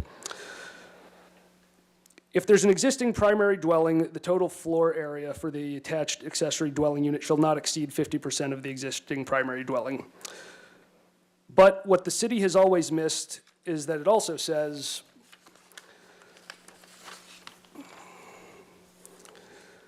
notwithstanding paragraph 1, a local agency shall not establish by ordinance any of the following. Line B, a maximum square footage requirement for either an attached or detached accessory dwelling unit that is less than either of the following. 1,000 square feet for an attached dwelling unit that provides more than one bedroom, which is what I'm trying to build. What this means is that the city cannot limit me to 50% of my house's size, so long as that it doesn't limit me to less than 850 square feet for a one-bedroom or 1,000 square feet for a two-bedroom. My house is 1,000 square feet, and I'm trying to build 800 square foot, two-bedroom attached, two-story ADU. The city's lack of acknowledgement of subsection C has cost me time and money trying to navigate through the planning process. I request subsection C be added to the city's code so that others do not have to deal with what I'm having to. If there's any doubt to my interpretation of 65852.2, please refer to the California ADU handbook published by the California HCD, updated July 2022. Question, can a percentage of the primary dwelling be used to limit the maximum size of an ADU? Yes. Local agencies may utilize a percentage, example 50% for the primary dwelling as a maximum unit size for detached ADUs, but only if it does not restrict the ADU size to less than the standard of at least 850 square feet for a one-bedroom and 1,000 square feet for ADUs. I hope we can resolve this today so that when I meet with a single-family design review board on the 6th, which under this new law I really shouldn't have to meet with them at all, I can move to approval. Perfect timing. Any Thank you. questions? I'm sorry? Questions? Is that pretty clear? That's just a public comment. Oh, wait, did you have a question for the speaker? No, not the speaker. Okay, thank you. We have a couple more speakers before we ask. Jerry Roche? Roki? Okay, thank you. Rachel Rayner. Hello, good afternoon. Thank you for the timer. My name is Rachel Raynor. I represent RRM Design Group. I'm a land use planner at RRM. First off, just wanted to say thank you to staff for an amazing job on these ordinance changes and the quick turnaround that they are subject to under the legislative cycle ending in October and them taking effect on the first of the year. So just want to say thank you and for all the time that you've devoted to me in meetings and email correspondence. It is greatly appreciated. So RRM submitted a comment letter back at the beginning of this month. It dived in a little deeper to the non-livable comment that we submitted prior to the ordinance committee. And we've talked with staff about it, and we realized that it has some greater effects to the full SBMC. We provide a recommendation to updating the non-livable and livable floor area definitions as they relate to ADU. Just because in my interpretation and experience processing not only ADU applications, but multi-unit projects with the intent to develop those non-livable conversion ADUs allowed under the special ADU provisions. There are certain areas of those multi-unit developments that are restricted for future ADU conversion. And those, in my understanding and in coordination with staff, are anything that is conditioned, so anything that's finished or heated. And so I don't want to dive into the letter too much, but hopefully you were able to take a look at the RRM comment letter. Just want to see a specific non-livable and livable floor area definition added to SBMC, the ordinance that pertains to ADUs. I also wanted to briefly note in my time remaining, I helped co-author the AIA advocacy letter as well that was sent to the council and the clerk at the beginning of this month. It had two primary comments that were included in that letter, one revolving around lower ground floor commercial areas. I know that necessitates a greater study. I know the city is also working on an adaptive reuse ordinance and trying to objectify where those potential ground floor conversions make sense to try and retain that street presence. So just want to issue or convey that I would encourage staff and the council to consider that as part of subsequent ADU amendments. And then lastly, the design style. Just want to convey that I would support making the requirement of the design style criteria from 20 feet to 10 feet to further reduce cases that have to provide the same architectural style. Thank you so much for your time, and thank you again, staff. Thank you. Madam Clerk, online speakers? Yes, Mr. Mayor, we have 2 online speakers with their hands up. 3. We have Steve Johnson, then Lisa Burns, then John Campanella. Steve Johnson, please go ahead. I hope you can hear me. Yes. Thanks for this opportunity. I hope staff can clarify a concern I have regarding the increase in height to 18 feet for ADUs. but there, somewhere in the new code, there's a restriction to only one story. And I think that's exactly counter to the intent of the state law in increasing the height to 18 feet. The legislative comments explicitly say this is to make it more feasible to build two-story ADUs. And I hope the staff could possibly comment when they get an opportunity. Thank you for your time. Thank you. May we have the next speaker, please?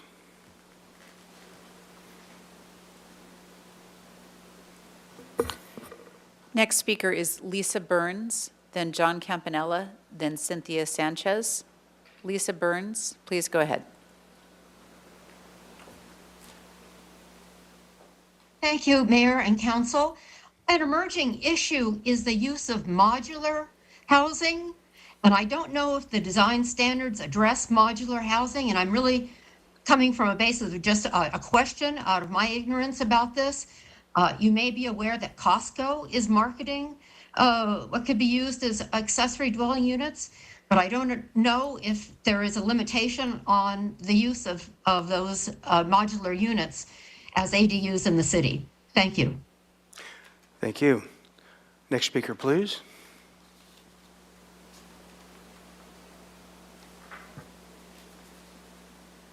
Our next speaker is John Campanella. John Campanella, go ahead. Thank you. What I'd like to do is pick up on a couple of points that have been briefly mentioned. The requirement for a detached ADU unit, let's say in a backyard within 20 feet of the house, has gone from being compatible with the design of the house to using the same architectural style, roof pitch, colors, etc. And this is at the rear of the house if it's within 20 feet of the primary residence. In thinking about this, that might preclude the use of plans that were already adopted that you could use and take from the building department. Because now you have to specially design this unit if it's within 20 feet. Some of the pictorials that you saw of different types of ADUs might not be compatible with the front. And you're also facing the back of your unit, not the front. So how do you make something compatible that works for you as well as works for the ordinance? I would suggest that rear yard units not have to be the same, whether they're within 20 feet or similar or any of that, but it can be used on plans that have already been pre-established. I think this would help, especially we older homeowners who don't want to go through a long and expensive process in order to get an ADU completed. The second item is on the commercial use of ADUs. There's approximately 1,700 linear feet around a block of commercial property and 4 acres in the middle. Right now, you would not be able to convert any building that's commercial or mixed use to an ADU. That seems like a real stretch that would preclude a lot of houses being built within the core of commercial areas. I can understand maybe State Street, the Promenade, where you're trying to accomplish a lot of vitality and maybe some other areas. But to have a blanket exclusion, I think goes against producing housing in the city. Thank you. Thank you. Are there further public speakers online? Yes, Mr. Mayor, we have Cynthia Sanchez. And Ms. Sanchez, I will allow you to speak in a second. Cynthia Sanchez, please go ahead. Yes, my concern is parking. You have constant problems there in Santa Barbara with parking. We're not able to visit with family members because there's no parking at their homes. So bringing in the ADUs into our communities is only exacerbating this problem of parking. How are you going to accommodate cars? As it is, the streets you've placed bike paths in the lanes where we used to park. Now we can't park there. So a lot of our parking has been eliminated, and I don't think that the ADUs are going to be very neighborly, and you will be facing lots of neighbor-to-neighbor disputes. I hesitate to bring in an ADU on my property just because of that fact. So I'd like to hear how you're going to be resolving the car issue for parking. All right, thank you. Further speakers? No, Mr. Mayor, no further public speakers. Okay, very good. We'll go back to the council. Ms. Gutierrez, you had your name up. Mayor, I would like to ask you if it's okay to ask staff to clarify the comments from the first public commenter. And which one was Just- that? It was the gentleman in the back. I just want to know if his comments, you can confirm them if they're true or not.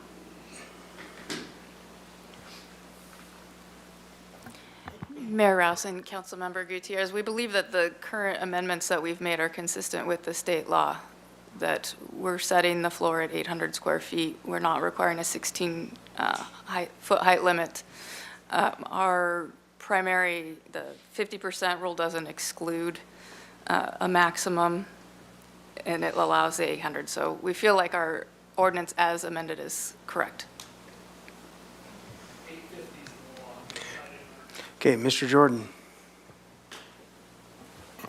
Thank you, Mr. Mayor. Again, thank you to the team. Those added slides went a long way to address my concerns in however long it's been since the ordinance meeting, and I know you're all involved, and I was remiss too, and didn't thank you for holding my hand last week for a half hour and talking through that stuff too.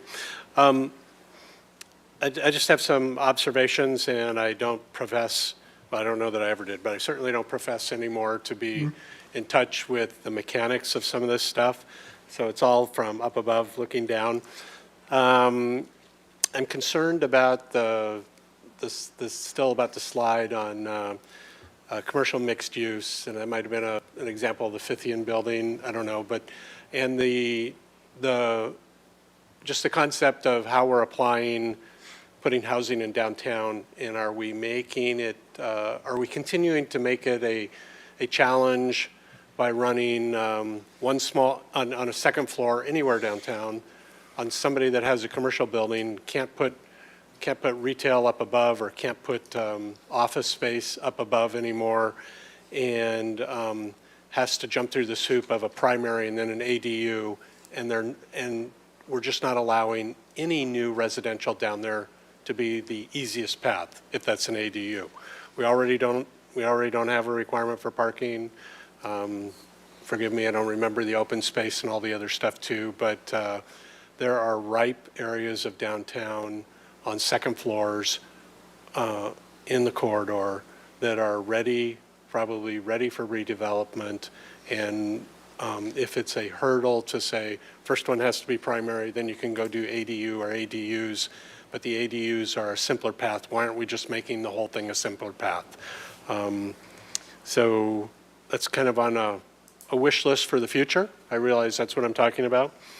And then I apparently have heard from all 20% of your longer than the state requirement to complete, or many of those 20%, so which doesn't surprise me. But if there's 900 applications since whatever 2017 or 2018, we have roughly 400 on the ground approved. I will tell you personally, in that time, I've only received complaints on 2 on the ground, or about to be on the ground. One was Ariba Way, which was a mess by itself, and the other one is the one down off of Allen Road that has like half a dozen bedrooms and looks like a dorm to some people. But literally, zero, that to me is 0 complaints. And so I'll give you your due, and let's say the good thing about that is 0 complaints. So thank you very much for your process. But the other takeaway for me is are we really pushing then to get more and have zero complaints too? And my idea, my opinion, is that this should be some of the easiest housing that we have to process to integrate into the city of Santa Barbara. They assimilate into the neighborhoods. Again, I've had zero complaints. Anecdotally, if I had one, and others I talk to that have one, rent those to people that are some of the target demographics in our city, the single school teacher, the single firefighter, the single nurse, that type of thing. And anecdotally, also talking to people who do that, they're renting them for less than market rate because they want that type of person and they want them to stay. They're sharing some level of intimate space of their own space with somebody, and they want a particular demographic. And so number one in the state would be a good thing to push for. Being by far number one in the state would be a great thing to push for. And then this whole, I'll just profess, I have no idea what the whole email was about in the nuts and bolts sense, but I'm concerned too that how many times we lose the availability, say for the example of a large enough lot, but a small original house, and then we restrict the ADU going on there because heaven forbid we'll have a ADU that's bigger than the cottage that's there originally, even if the lot is a quarter acre. And are we not, and I just use that as an example of, are we missing the forest because we're looking at the trees too closely, and the opportunity to have more housing and what restrictions we put on there. I think the longer and longer we go just reacting and reacting and reacting and being fed changes on those reactions, personally for me, the more I feel out of touch with what we're really doing or what's really happening or how long does it take to get to complete, not how many did we get to complete, but how long does it take to get to complete where then we say we're 90% successful. And I could probably just enhance that and say I probably have the same concerns, only I'm even further detached on AUD processes and outcomes and what that still looks like out in the community. And so again, my suggestion for the future would be I think it's really time to sit down and have the equivalent of a housing workshop with council and talk about charting a path again and what does success look like and how do we escape from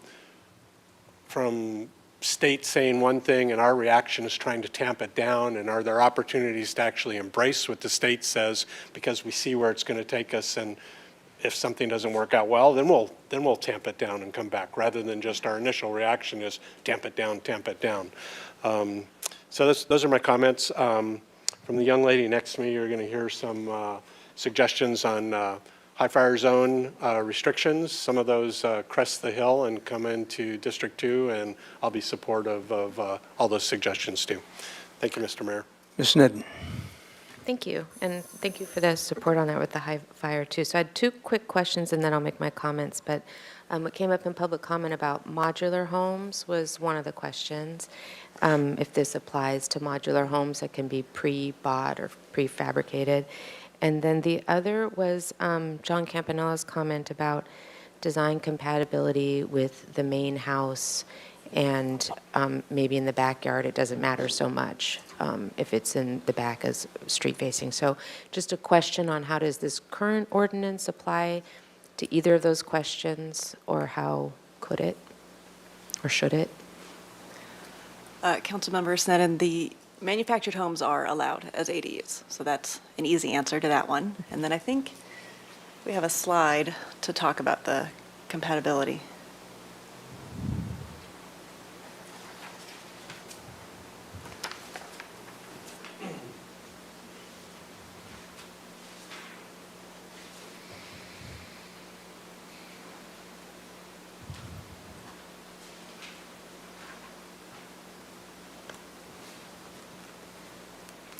Mayor Rouse, Councilmember Sneddon, city staff originally developed the design style requirements in consultation with the AIA back in 2018.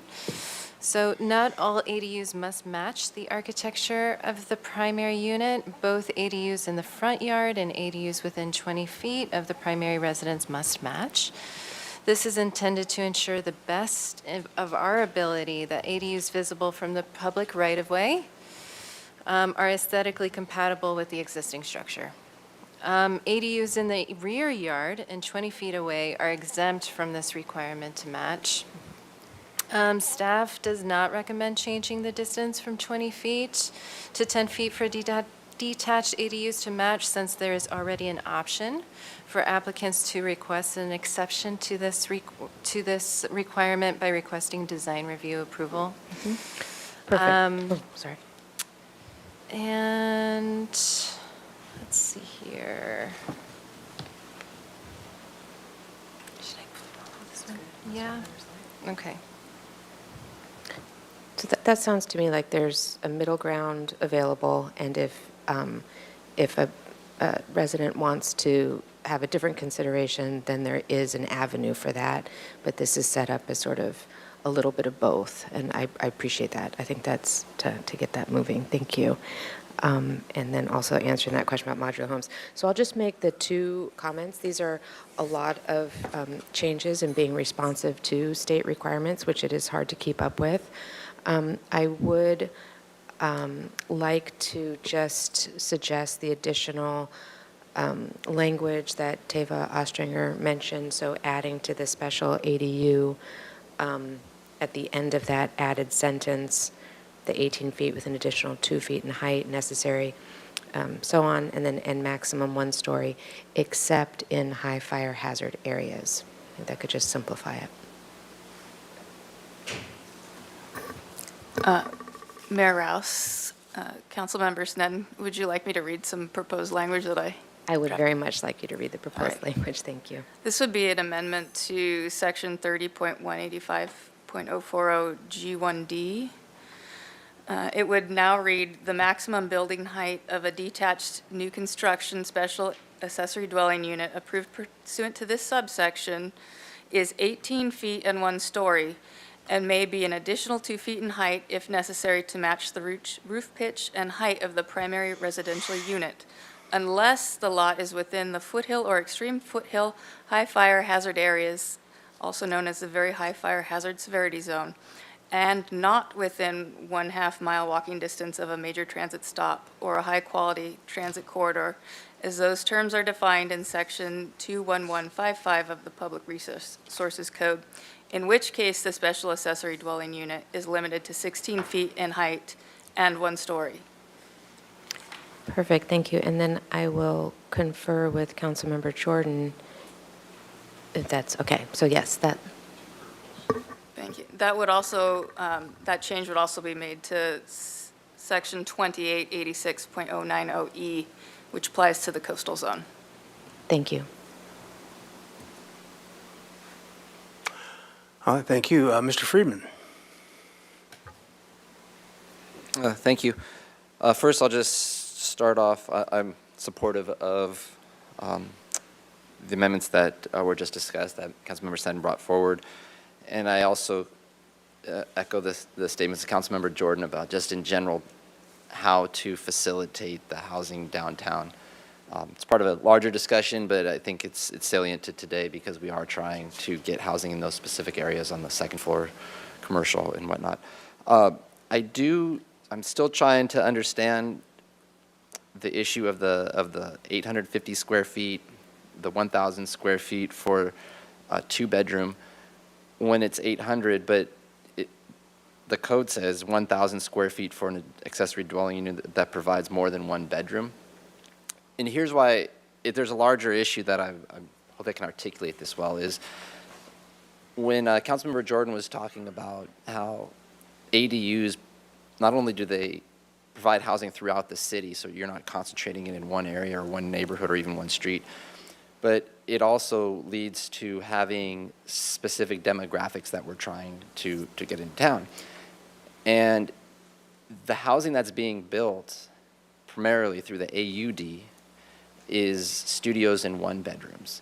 And to the extent that we can incentivize or provide opportunities for two-bedroom units to be created, that allows for families to stay here longer, because once you have your family, when you're first starting out and you're an individual person, you can go into a studio or a one-bedroom. But then when you're one person and then you have two and then you have three or four, one bedroom is just not going to cut it anymore. And it seems to me that by that 1,000 square feet could facilitate additional two-bedroom units being built in town. And so if you could just help me understand why we're focusing on the 800 as the recommendation from staff rather than what's in the code of 1,000 square feet for an accessory dwelling unit that provides more than one bedroom. What are the downsides of that, and is that something that the council might be open to looking at? And again, I think that going with that, it offers the opportunity to create two-bedroom units, which are just very difficult to create. When you look at developers in the AUD, they're just not creating that many of them. So can you just help me understand that, why we did 800 versus what's there? You can help, yeah. Councilmember Frieden, I'll start, but then maybe Tava might have to, or Ms. Ostringer might have to clarify. The state law gives a whole selection of different ways to limit the size of the ADUs, and one of them is to limit attached ADUs to 50% of the existing floor area. Part of that, I would imagine, is because ADUs don't have design review, they have a reduced setback. The idea is to keep it smaller and sort of consistent with the existing building. If you had a 500 square foot primary residence, maybe adding 1,000 square feet would overwhelm it and would be much larger and in the setbacks and take up the open yard. So keeping it to 50% perhaps minimizes the impacts of the ADU that has these special development standards that are different than what applies to the primary unit. So we apply the 50% maximum to the attached ADUs consistent with state law. But it does allow up to 800 square feet no matter what. Just like any other special ADU, if you have a site constraint, open yard or FAR, you can always get 800 square feet. So we feel this is consistent with what the state law allows. The ordinance could be amended to allow a larger attached ADU. It's not what's proposed today, but that's something that could be looked at. So we would have the discretion if we so chose for two bedroom, it's only talking two bedrooms here, to do a 1,000 square feet. That's in our purview today if we chose to do that, or else it would just be the 800 that we. I think we could add that by just moving the language that we have already in the ordinance that discusses detached ADUs. We could add that to the attached ADUs, that there is an extra layer because that's limited by your lot area. So lots less than a certain size get up to 1,000, and then greater than 15,000 square foot of lot area gets 1,200. So I guess the question would be, do you just want to add the 1,000 or have that whole range between 850 to 1,200? Okay. Give me something to think about, but I'm open to having that discussion, but if the council thinks that start here and we kind of see where we're at, I mean, it does increase it from where it was. In some cases where it would have been 500, it goes up to 800, so that's helpful. So, but again, I think maybe it's something that we should look at, if not today, at some point, as how are we facilitating two-bedroom units being built in town? Because I just have a concern that, again, it's all a majority studios and one-bedrooms, and if that's what we do over the next 5, 10 years, we're going to come into an issue down the line where there's a gap in people that are living here and can no longer live here, not because necessarily economics, but because of space needs when you have a family with 2 kids. So I'm supportive of all the other changes today, and if the council wants to entertain the 1,000 foot for the two, I'm open to it, but if there's not an appetite for that today, we can look at other ways to facilitate 2 bedrooms at another time. Thank you, Mr. Gutierrez. Thank you, Mr. Mayor. I too support the amendments and also willing to discuss your suggestions as well, Mr. Friedman. My question is specific, and again, sorry for sounding like a broken record here, but when it comes to the parking restriction, I believe there was a state bill that passed saying that we are not allowed to restrict we're no longer required to enforce parking for the new units. Is that correct? Am I under the right assumption there?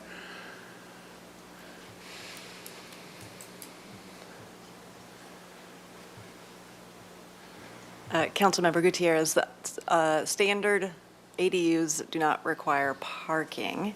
In the high fire area, they may require parking unless they're exempt through 5 different categories of exemptions for parking, one of which is within half mile to a bus stop.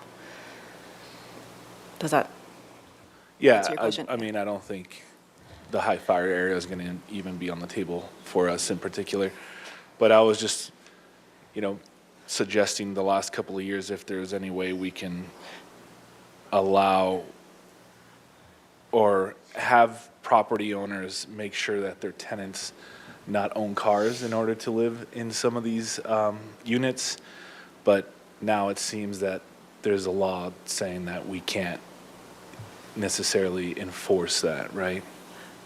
Councilmember Gutierrez, I might defer to Taba. I think it would be difficult to enforce an ordinance about tenants owning cars. I don't know if we'd have the ability, even if we wrote it, I don't know if we'd have the ability to enforce such a law. Mayor Rouse and Councilmember Gutierrez, yeah, that's always been the rub of while the housing authorities can successfully do that because they can see the DMV records, it's hard for us as a city to enforce it, to know that our landlords are enforcing that. We hope and encourage that they do ask their tenants to possibly not have cars. But it is something that's hard to write into an ordinance and then enforce. Gotcha. Okay. Yeah, that's all I have to say. Thank you. Thank you. Ms. Harmon. Thank you, Mr. Mayor. Well, a couple of things to respond to. First, I guess I'll start with the proposal that Mr. Friedman put forward in connection with the 1,000 feet. I absolutely agree with you, Councilmember Friedman, about the need to develop more 2-bedroom units. That certainly seems to be a hole in our housing stock, housing inventory, and the opportunity to do that is one that I think we need to take very seriously and really consider thoughtfully. So I'm supportive of that consideration as well. My only concern with moving forward with that change today is, having not seen it, I don't know how it works in the whole picture of this ordinance. So one thought I have is potentially moving forward the ordinance changes with the high fire changes as they've been proposed, and sending this particular issue back to ordinance so that it can then, you guys can do a full vetting of how that 1,000 feet, and I apologize, I know it just sounds like I'm making more work, but for that committee to be able to look at how it works in concert of the full ordinance and then come back, hopefully for just a quick thumbs up, because I'm very, very supportive in theory of what that would look like. There's that nagging worry that I have that I would be saying yes to something and not understand the knock-on effects in the context of the full ordinance. And so if there's will to do that, I would love for that to be part of the motion to move forward. As to the high fire changes, I think I've already shared on that. Yes, I'm all in. Those are great changes. And then I want to close just by associating myself with, I would say, virtually all of the comments made by Councilmember Jordan in, I know, he's shocked. He's shocked. I just couldn't agree more with how we should look at ADUs and the goal of being #1 in the state. There aren't many opportunities to produce the kind of housing that is consistent with the character of our community, that actually serves the people who work in our community. This is one of them. So really appreciate the work that's been done. And for future efforts, this is not necessarily to go to ordinance right away like the 1,000-foot, but I had similar concerns on the commercial mixed-use piece. And just wondering if we're setting ourselves up for success or not on that. So I too would like us all collectively to be thinking about that and thinking about how it works or doesn't work for some of those areas. And with that, I think that's it. Thank you, Mr. Mayor. Thank you. I'm going to go to Thank you, Mr. City Mayor. Attorney first, please. And Mr. Mayor, I just wanted to comment on this issue about adding an additional amendment to the code to perhaps increase the size or consider increasing the size of the ADU for the two-bedroom. That's not something that we could write into the code today. We would definitely need to take that back, perhaps to Planning Commission, not sure on that, but we would definitely need to take that back. So you could separate that out and move forward with the rest of the amendments today, or, if you wanted to delay the whole process today for that, up to you, but I just wanted to call that out. Thank you. Ms. Gutierrez. I just want to thank staff. I actually live in an ADU, and so my dad is one of those success stories, and I know that the staff has done a lot of work. I mean, since you guys started to now, the state has changed a lot. So I just want to acknowledge staff for all your hard work, and thank you for this. This is definitely going to produce a lot more housing in the city. I think the storm really, again, reminded us that we do become an island, and we have a lot of people that live outside the city that are crucial when crisis hits. So thank you so much. Mr. Jordan.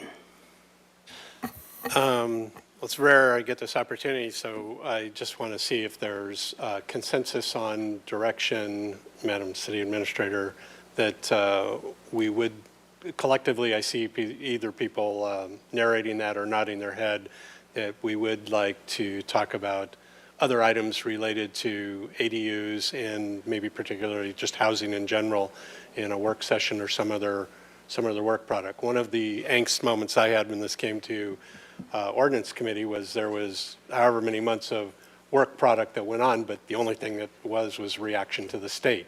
It wasn't really a reaction to, other than the several items that were improved, it wasn't really a reaction that that any of us participated in improving the overall structure of the ordinance. And so I'd just like some advice on whether that's been heard clearly and we can move in that direction too.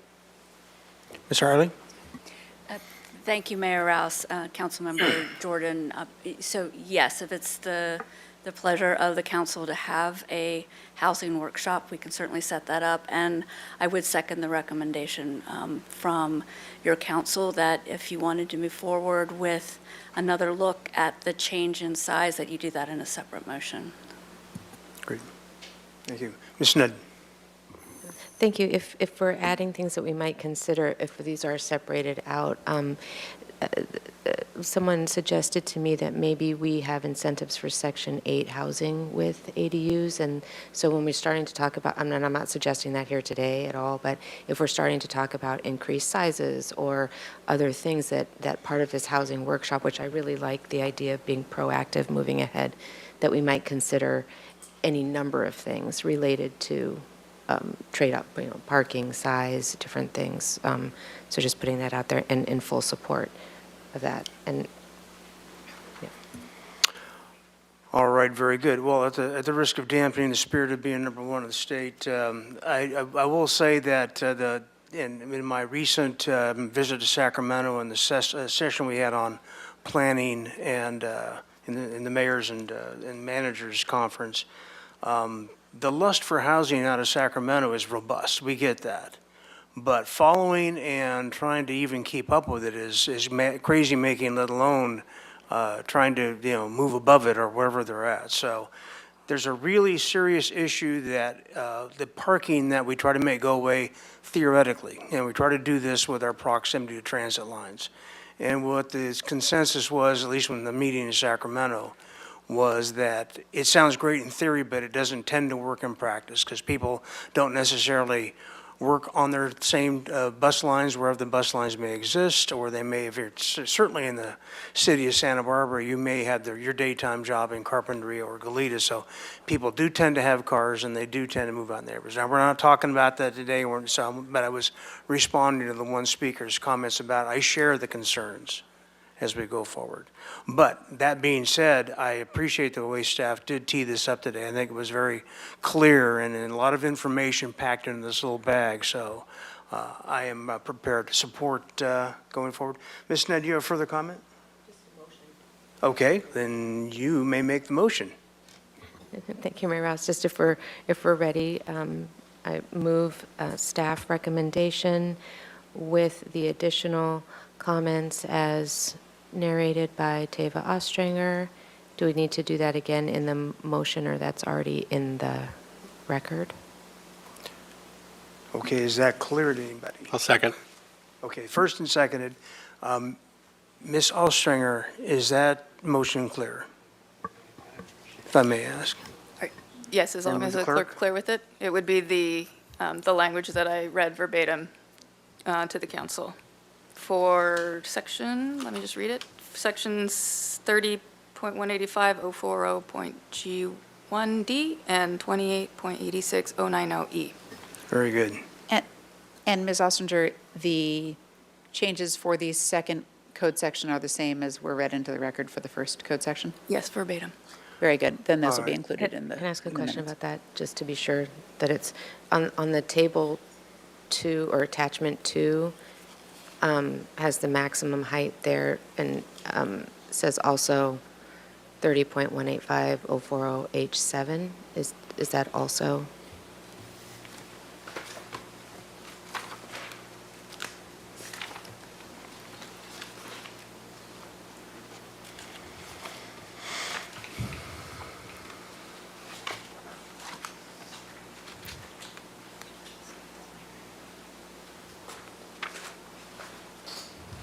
And then it also lists 28.86060G and throughout, I guess.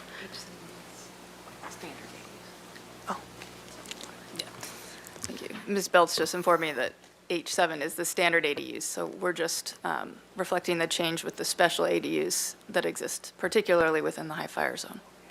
Thank you. Okay, so if everybody understands the motion, first by Sneddon, second by Jordan. Ms. Connector, are you satisfied with the structure of the motion? I am, thank you. Okay, very good. Let's vote. All right, this is the motion by Councilmember Sneddon, seconded by Councilmember Jordan, as previously discussed with the changes. That's with the staff recommendation with the additional comments as narrated by Assistant City Attorney Ostringer a few minutes ago. Okay? And we'll start the vote.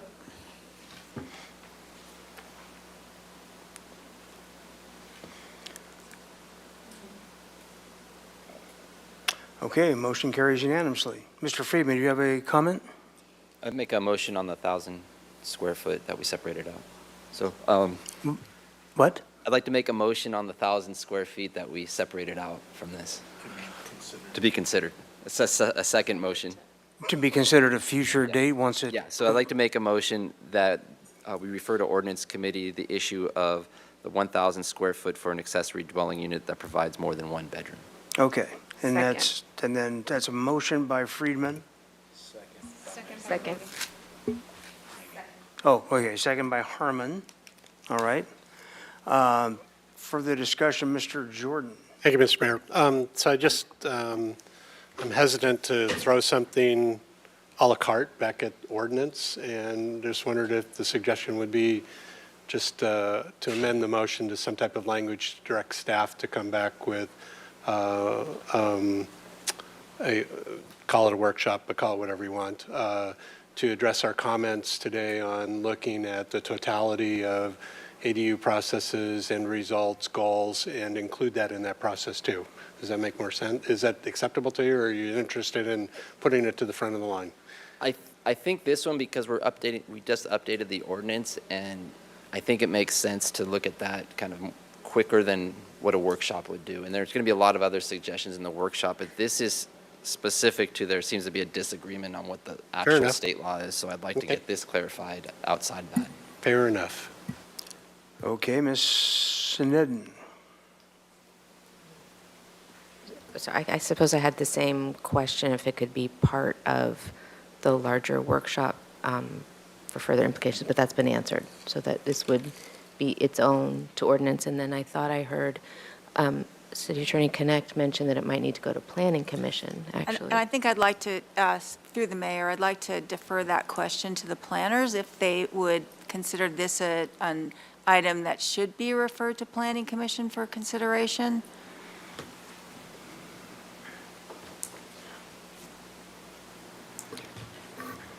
Mayor Rouse, council members, City Attorney Connect, I think because this would have some land use ramifications with regards to density and intensity of use of development, it may be a good idea to send this back to Planning Commission. Well, in that case, that's a lot of work on staff if we're going to have other things that might come out of it, so I'd be willing to just fold it into the larger conversation then. Mr. Jordan. So, Ms. Harley, I just have a question then. Wasn't really paying attention to your answer, I don't think. Do we need a motion to direct staff to come back to respond to our comments about a work session, or do we just leave with our comments and that's good enough? Mayor Rouse, Councilmember Jordan, having that specific direction would be helpful. Thank you. Okay, so I'd move that we direct staff to respond to our, I'm sorry, what? To respond to our comments today, including Mr. Friedman's last one, and return to council in some form. I'll call it a work session, you call it what you want, to discuss ADUs and potentially just housing goals, processes, and what the future holds. Okay, that is a motion by Jordan. Second by Alejandro Gutierrez. Ms. Harmon to the motion? Thank you, Mr. Mayor. Well, I will absolutely support this motion. I think it's critical that we have a housing workshop, but not to beat a dead horse here, but if we're having a workshop about housing writ large, it seems to me that this 1,000-foot thing is like one line in an ordinance, and we're really missing an opportunity for something that could be a quick fix. And a housing workshop is such a big thing that's going to take 6 months to have. But I just put it out there, wondering if maybe we're not missing the forest for the trees by putting it in a workshop that's broadly about our housing goals, when this change is big enough that I would want PC or ordinance committee to consider it in the full language of the ordinance, but it's a language change versus a housing goal. So I just wanted to put it out there, see if there's any interest in throwing it to PC, but if not, I'm all on board with the conference or workshop, whatever you call it. I'm going to refer to our Community Development Director, if I may. Mayor Rouse, Councilmember Jordan. So let me start by saying we would welcome an opportunity to have the workshop that you referenced. I think it's an idea that we've been discussing for some time now. I do take Councilmember Harmon's point that the workshop that you described, Councilmember Jordan, could encompass a lot of very big ideas and a lot of large goals. We did have a goals setting session recently as it related to the housing element update. So we did cover some of that there, but if we want to sort of go from there into sort of the next level of sort of looking at processes, looking at policies around housing, we can do that. The issue of the 1,000 feet on the ADUs, I appreciate your comments, Councilmember Harmon. I think we do want to look at that in the context of what does it actually mean in neighborhoods on projects. So I'm glad that we're taking some time to analyze that on its own. But it sounds to me like there's some distance between some of the ideas you were expressing, Councilmember Jordan, and sort of a more sort of one-off specific question about should we increase it from 800 to 1,000 on two-bedroom ADUs.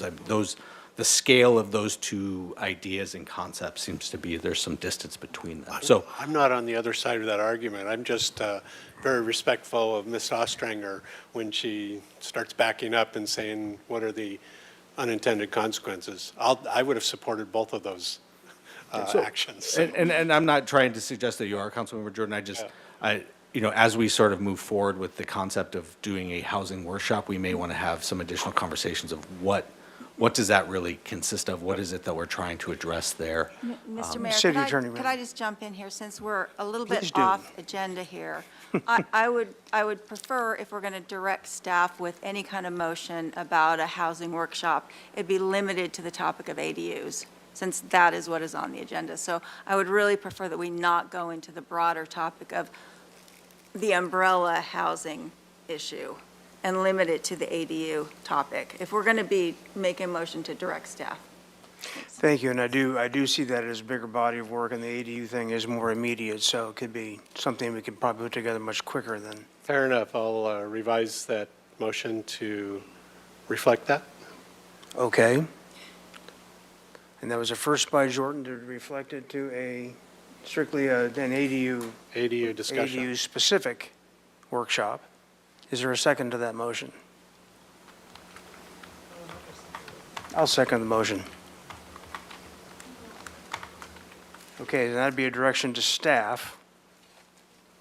We do that, and then at some future date, we can take on the rest of the housing system. All right, very good. I've got speakers on for the motion, please. Mr. Friedman. Man, I feel like it's midnight already. My brain's fried. It's going to be there if we keep whipping this dog. So based on Mr. Isaacson's kind of articulating the larger issues we're talking about versus this is one that's specific, I'm actually would request that we go back to the original motion of the 1,000 square feet. Because the reason is again, it gets to 2 bedrooms and whether or not we can facilitate another way to start creating 2-bedroom housing. Are you making a substitute motion? No, not yet. I would like that to be considered, but in terms of the motion, I'll make a substitute motion for that then. You keeping score? Okay, so I'll make that as a motion, but I want to do that outside. But my question is, I'm just trying to understand if the goal is to do a larger housing workshop, and now we're going to do an ADU housing workshop, why not just, there will be opportunities, I can guarantee you, I've already got some in my head, where we'll be able to, from the floor, give the direction that we can't give today, to do it all in one. I just don't know if there's a reason we should do a workshop just on ADUs, or if we could have one larger workshop. Just help me understand, Mr. Jordan. Well, let's go back to the city attorney, because I think the point was that we're drifting off of our agendized item right now. Mr. Mayor, that is the point, that we're, Okay, so with that perspective in mind, and that we're trying to keep it within what we've got agendized for today, and currently there's a motion on the floor that I have now speakers to address, so that would be Mr. Gutierrez. Thank you, Mr. Mayor.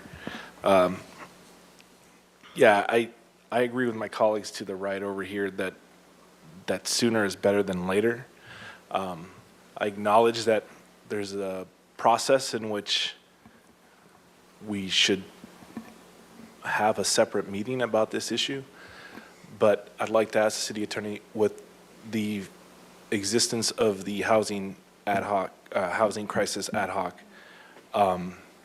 can we add this item to that ad hoc when we come up with the suggestions that we're going to bring to full council to address the housing crisis?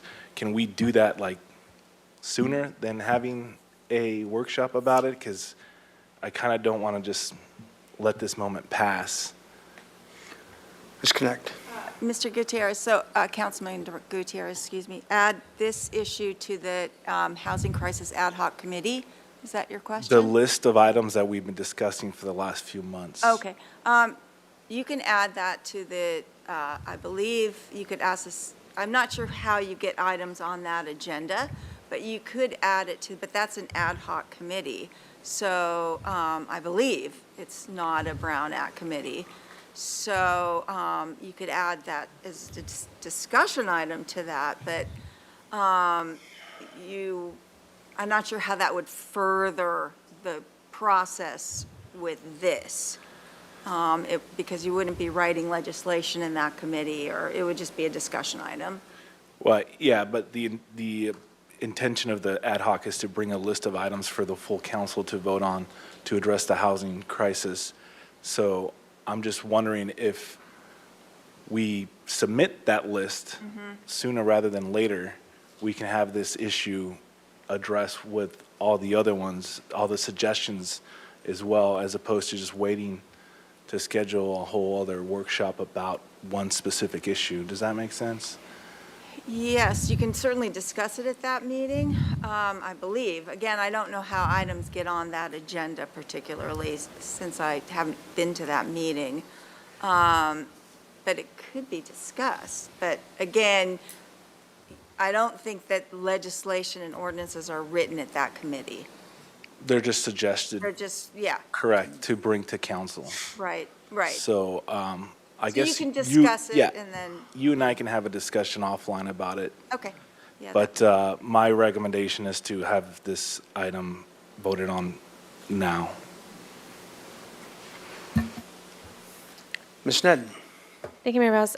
Could I suggest that maybe we have the 1,000-foot question sent to Planning Commission as its own item, and then we use our council retreat that's upcoming shortly to think about our priorities and staff direction and what workshops might be addressing what issues and which committees might be addressing what issues, and that might be a better format for us to have the open discussion. I don't know who I'm asking. I guess I'm asking the room, or the maker of the motions, or any of the motions. I would just like to make that suggestion that we could have that conversation at our workshop, but today that we could send the 1,000-square-foot question to Planning Commission for implications. I like that idea. Personally, we would need some motion withdrawals if that's the direction we'd like to go. How about I'll just revise the motion? Okay, let me see, That which would motion are be- we on now? That would be direct staff to be prepared at the upcoming retreat to discuss format for to be called something like a workshop relative to either to ADU production in the city, and also direct staff to begin the process as soon as possible to take what I'm going to call the 1,000-foot question through the review and approval process for an intended adoption. Okay. That's a motion make by sense? Jordan. Do I have a second? Second. Second by Friedman. Okay. Are we clear to vote on that, by the way? I still, oh, you're there. Okay. Okay, we can vote on that, right? If everyone, Okay, city everybody attorney understand agrees. the motion? And I am going to repeat the motion into the record, so please let me know if there are changes. And get us out of this. I know, you're almost done. Motion by Councilmember Jordan, seconded by Councilmember Friedman, to direct staff to be prepared at the upcoming retreat to discuss the format for a workshop relative to ADU production within the city, and also to direct staff as soon as possible to take the 1,000-foot question through the review and approval process for intended adoption. Good? All right, very good. Okay. All Let's right, vote. we'll take a vote on that.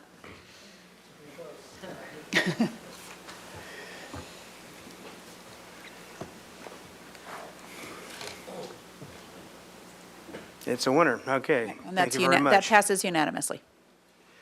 Okay. And that will close this item. We need to take a short break for our translators. We will be back here at 4:30.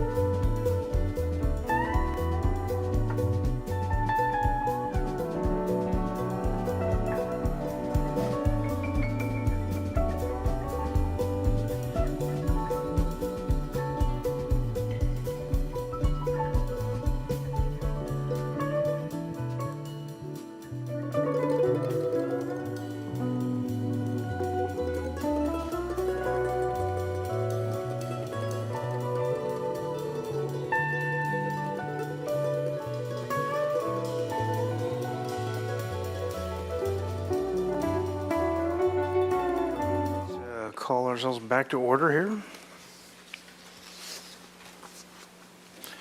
Madam Clerk, you have an item to read.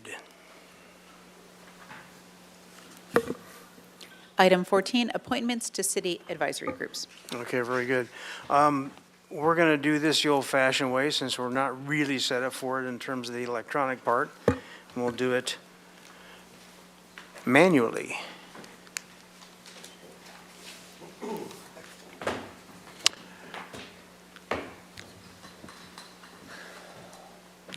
And we'll start out with the Historic Landmarks Commission. Appears that we have exactly one vacancy and one applicant.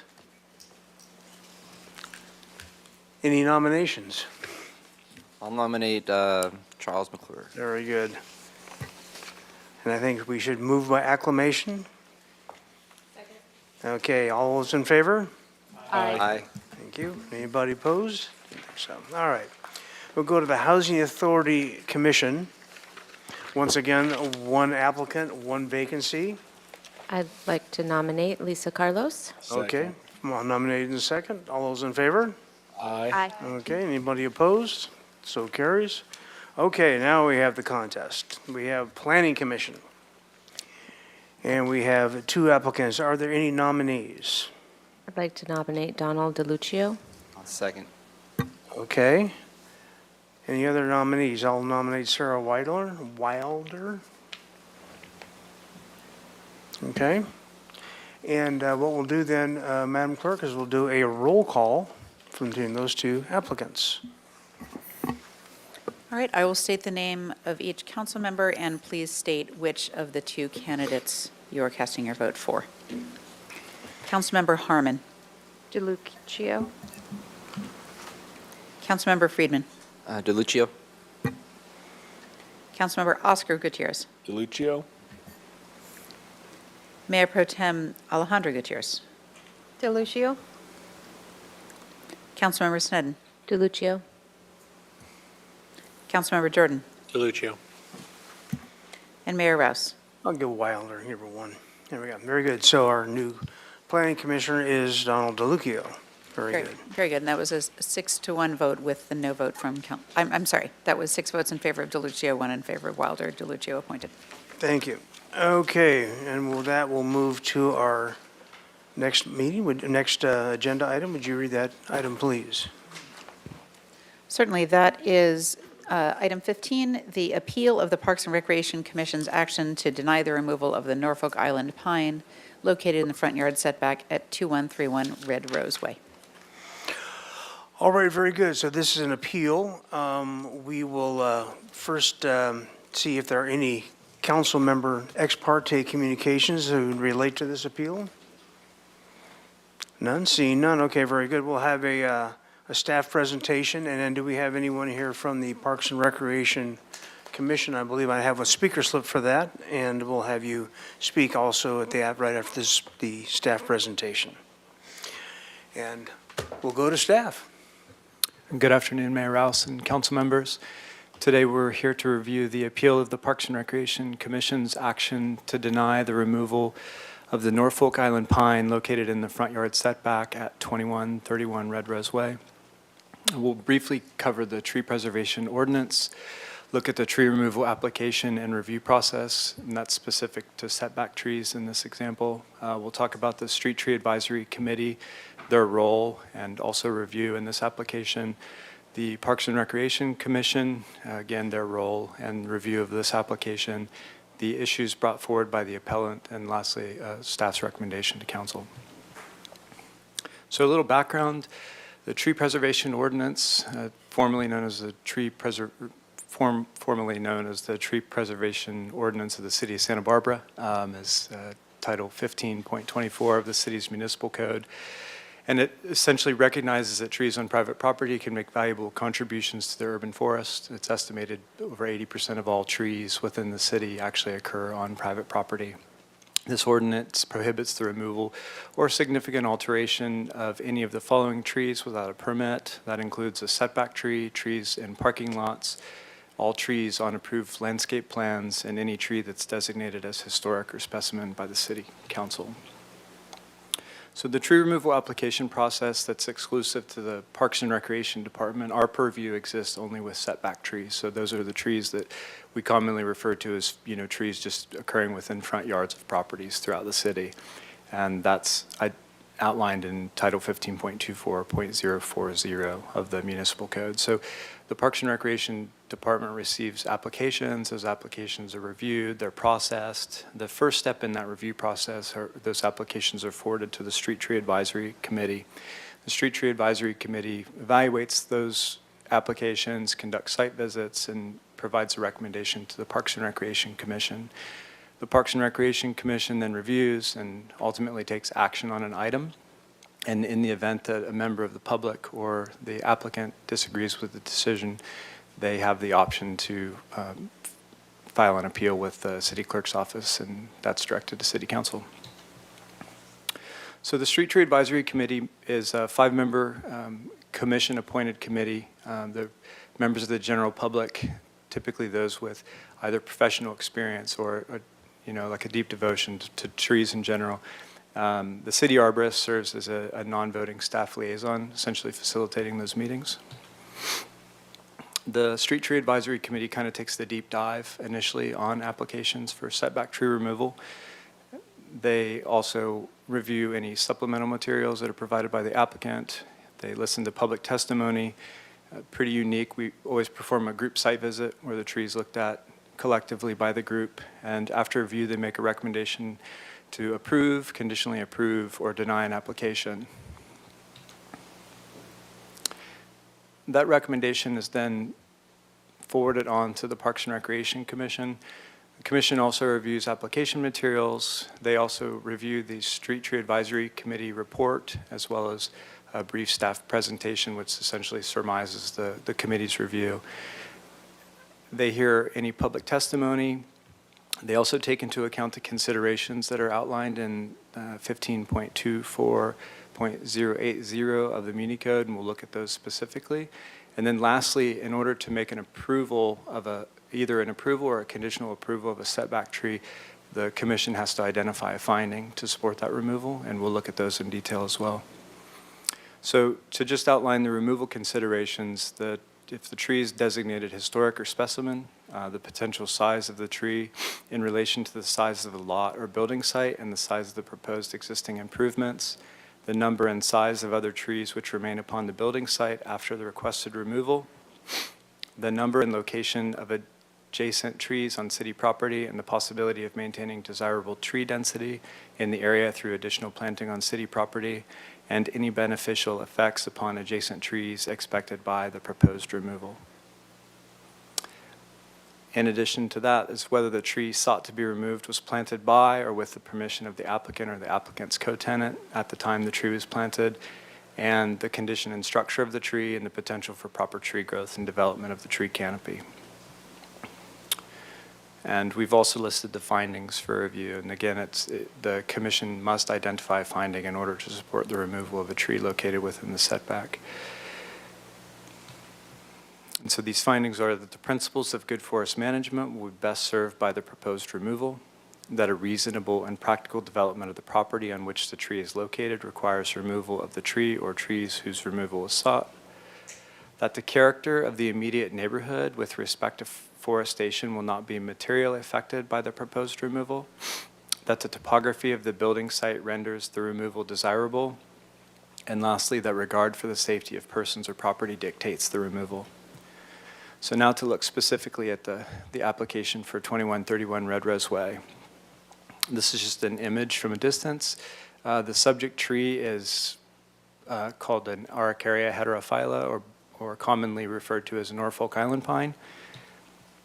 We received an application on September 9th, 2022 from the applicant and property owner, Mr. Chris Joyce. They were requesting the removal of the subject tree for multiple reasons, and they all closely related to safety. There was concerns for limb failure, potential failure of the total tree, and then they also brought up concerns with the tree's fruiting habits. The property is zoned RS 7.5, has a 20-foot front yard setback. This tree is well within that front setback, therefore requires a permit to be removed. And then just as a note, the tree preservation ordinance requires that all trees larger than 4 inches in diameter, when measured at 4.5 feet above grade, that occur within the setback require a permit. So the Street Tree Advisory Committee first reviewed the application during the regular meeting of October 6th. They reviewed materials submitted. They heard testimony from the applicant, Mr. Chris Joyce, during that meeting and conducted a group site visit to look at the tree in person. The discussion from the committee was that the health of the tree the tree was in very good health. It had been very well maintained over the years. The committee discussed the probability of limb failure and/or tree failure within the subject tree, noting that Norfolk Island pine is usually what we would consider a very well-behaved tree. Total tree failure is really never a concern due to like a very robust root system, and the development and natural architecture of the tree lends itself to usually not loss of limb. And as seeing the tree, branches are quite small in diameter, and you don't have these like massive, huge branches that other, street trees you'll see throughout town have. Most of the discussion really kind of focused on the fruiting challenges that were brought forward by the resident. When we were on site in October 6th, the tree was covered in maturing fruit. The Norfolk Island pine, as well as other trees within the genus Araucaria, produce a very large fruit. These fruit commonly can be 4 to 5 inches in length and 5 to 6 inches in diameter, very similar to a softball size as they mature. It's very common, I think, within at least the arboricultural profession to see a lot of those fruit kind of desiccate and flake apart, but they certainly can fall from the tree while they're green and can, weigh, at least a pound or two and oftentimes excess of that. And there was lots of discussion about strategies for maintenance with the fruit, and essentially what that involves in terms of managing the tree is probably on an 18-month basis, you have to send a crew up there, and they have to dislodge all of those all of that maturing fruit in order to, ensure that those fruit aren't going to fall from the canopy of the tree. Other people, manage the trees, and they don't take that active management, but in this situation, it was a discussion about how fruit could be best managed throughout the canopy. Ultimately, after review, the Street Tree Advisory Committee recommended to the commission to approve the removal with a 2-to-1 vote. The application was then reviewed by the Parks and Recreation Commission during their regular meeting of October 26, 2022. They also reviewed all the application materials, heard testimony again from the applicant, Mr. Chris Joyce, and also reviewed the Street Tree Advisory Committee recommendation. The discussion was very similar regarding the health of the tree.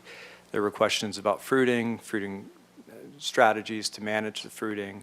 The one sort of unique discussion point that took place at the commission level that didn't take place at the Street Tree Advisory Committee level was reference to a previous review of the same tree a few years ago that a few commissioners remembered.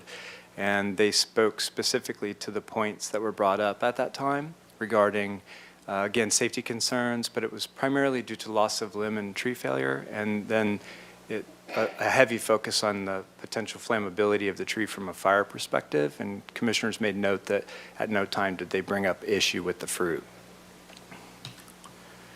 And after extensive review and discussion, the commission then voted to deny the application, and that vote was 3-2, again at the Parks and Recreation Commission meeting.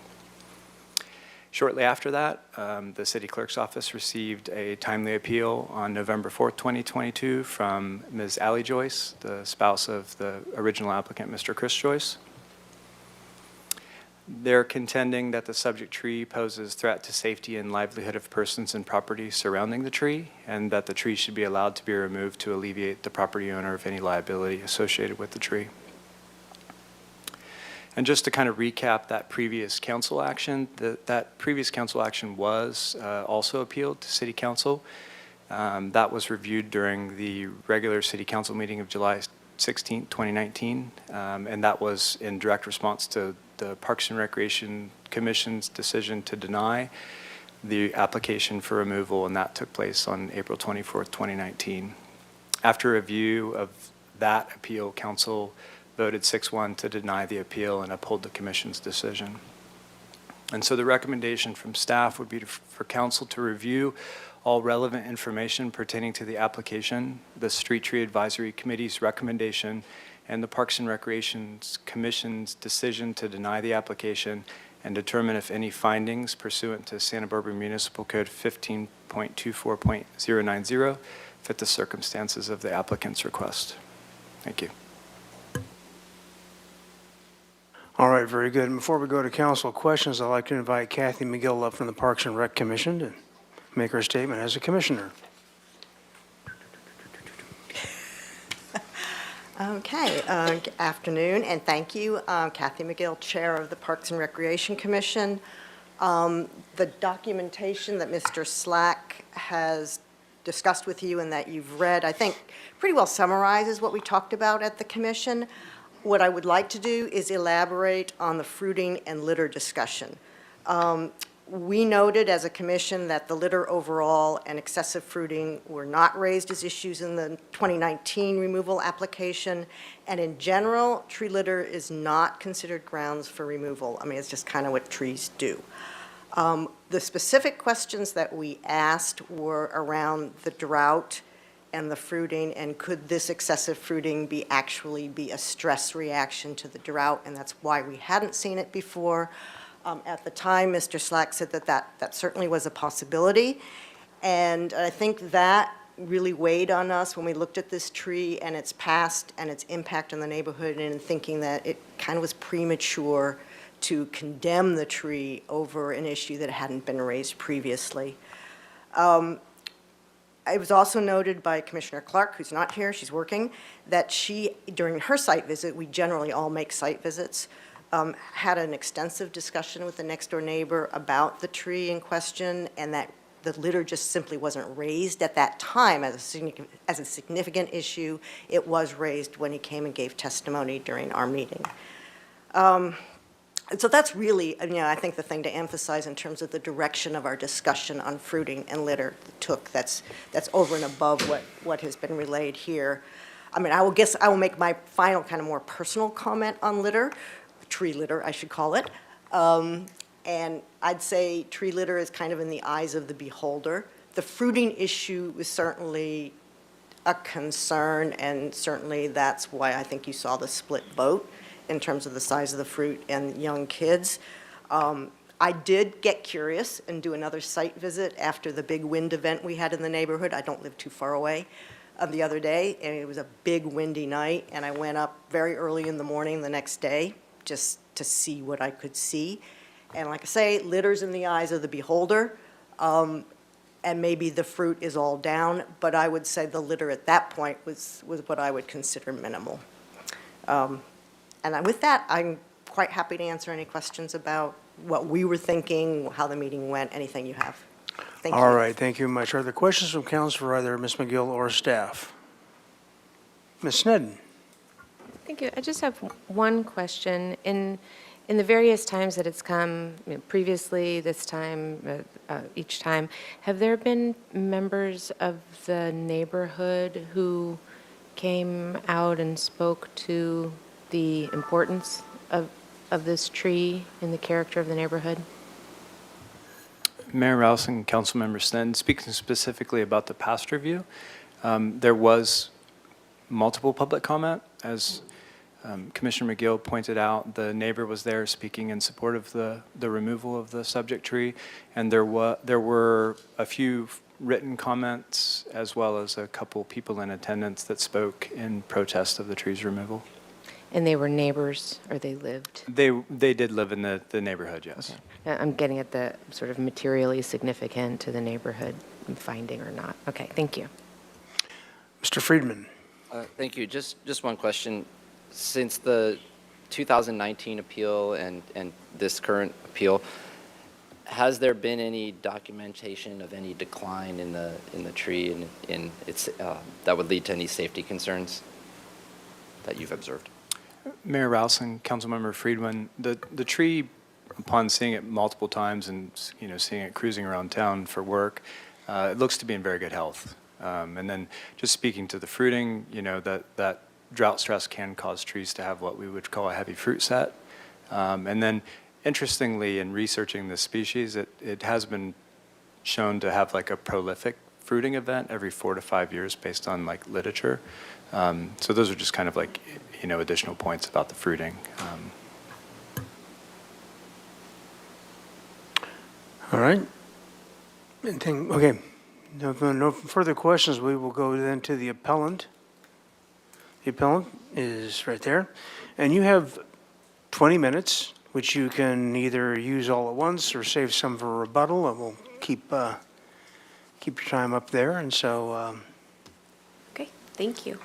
Good afternoon, Mayor Rouse and council members. I'm also going to speak for my husband, who had to step away to go get our kids. So I'll do my speech and then I'll tell you his.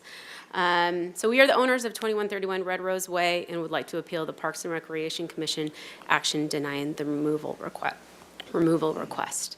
During the meeting with the commission on October 26th, we were able to hear feedback from our neighbors that cherish the beauty of the Norfolk pine tree. I am happy that people enjoy the tree, but at the same time, the safety of my family does come first. With that being said, today we would like to address this issue. As many of you may know, trees can add beauty and value to a neighborhood, but they can also pose a danger to people and property. The tree in question is located within a city setback, and its removal is necessary for the safety of my family and our neighbors. We officially completed the addition to our home, and we love making memories in the first home with our 2-year-old boy and our 4-year-old girl. But during the recent rain and gusts of wind through the mesa, my husband and I find ourselves nervous about our tree and any loose debris and tree limbs that may fall. On October 6th, we met with the tree committee to present our concerns, and the team conducted a site visit later that day. After a lengthy discussion, the team came to a consensus about the best course of action for the tree, which was to remove it due to its hazardous condition and excessive fruit production. The decision to remove the tree was not made lightly, but rather was based on expert advice and assessment of the tree's condition. Based on their review, the tree is producing an excessive amount of fruit, which is something that they have not seen before. This may be an indication that the tree is not healthy and is at high risk, which further supports the decision to remove it. Back in 2019, the previous owner had concerns that the tree would fall on her house. She wanted to cut the tree down and replace it with a hedge or bush. This request was denied. The difference between 2019 and today is there has been a substantial amount of fruit produced, and that is what drove the tree committee to the decision of approving the removal. As the homeowners, we are more than willing to replace with a different tree upon your liking. As a property owner, we have brought the concern to Santa Barbara Tree Committee, the Parks and Recreation Commission, and now to you. If after today we cannot agree on cutting down the tree, to whom is liable for any damage or injuries that may occur? So now let me say what my husband was going to say. Can I just keep? Okay. One thing that I have trouble wrapping my head around since we were denied by 3 out of the 5 board members at the Parks and Rec meeting is that they did not listen to the expert tree committee members that gave their on-site recommendation to remove the tree. The tree committee had a lengthy discussion in our front yard, approximately half an hour, however long it was, and did not make their decision lightly. They looked at our tree and voted, I thought it was unanimously, so sorry if I'm speaking correctly, that the tree should be removed. Since when do we not listen to the experts' recommendations? The tree committee on site looked at the new concerns we brought to their attention instead of basing their decision off the past complaints of the previous property owner. We are happy to solve this problem. We have proposed to take on the cost to cut down the tree and plant a new tree to your liking. If you agree with the previous decision by the Parks and Rec Commission to not remove the tree, is the city of Santa Barbara going to be liable for any damage or injuries that may occur? Thank you for your time. all right, very good. Well, in case you need it, you got 16 minutes and 25 seconds left, but I'll entertain questions from my colleagues. Ms. Gutierrez. You spoke that you had concerns for the children. Mm-hmm. Could you give me examples of what, like, specific concerns do you have? So these fruits, I've only seen 2 of them fall. They're about, like he was saying, I mean, they're pretty good size. If those were to fall on my children, that would not be good. Also, I will say, with the wind that we have on the Mesa recently with the windstorm, I actually literally brought my kids back to our room to the back of the house because we heard things falling on our roof, and it was pretty loud. And so those things, even the home or any kind of safety for my children, I'm bringing them close to me, which is crazy. I shouldn't have to feel like that in my brand-new home with my family. Maybe I'm overreacting, but maybe I'm a mom, and I'm just looking out for them. So, and especially, sorry, I keep going, but especially when the experts are telling me that they've never seen this before. I mean, why aren't we listening? So that's what concerns me. If they would have came back and said, hey, it's fine, it's healthy, it looks great, hey, I'm gonna go with that and feel comfortable with that. Why are we not listening to what they have to say and something they've never seen before? That worries me and the safety of my children. All right, very good. Further questions from council? Mr. Gutierrez. When you say experts, can you reiterate? The tree committee is what I meant. I thought they voted 3-2. That was the commission, the committee. Commissioners. 3-2 is the commission, and then 2-1 is the committee. Gotcha. And staff, can you tell me the committee's comprised of who? What are their expertise? Mayor Rouse, Councilmember Gutierrez, the three members that were present that day are all professionals within the industry, two of which have, decades worth of direct arboricultural experience, and the other one is more of a horticulturalist, but has plenty of, practical arboricultural knowledge as well. And they voted 2-1 to remove the tree?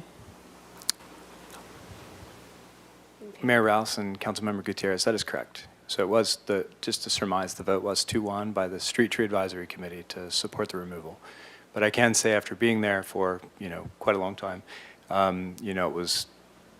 it took a long time for them to get to any kind of decision. It was a very difficult decision, I think, that they made. But yes, ultimately it was 2-1 in favor of removal. And when you purchased the property, was it made clear that the tree was, I assume that you knew the tree was there, right? Yes, it's very obvious. Yes, definitely. Okay. Knew it was there. You knew the dangers of living on that property with that tree there?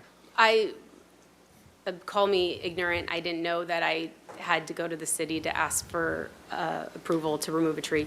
I didn't know that. So, but that, you know what? We're blessed, and we are so thankful that we got a home in Santa Barbara. Say, hey, we're happy with that. The tree was just the last thing of it. We're like, hey, this is concerning us. You stare at it, and it's intimidating. If you guys see it next to our home, it's pretty big. So it's kind of scary to think that things could fall from it.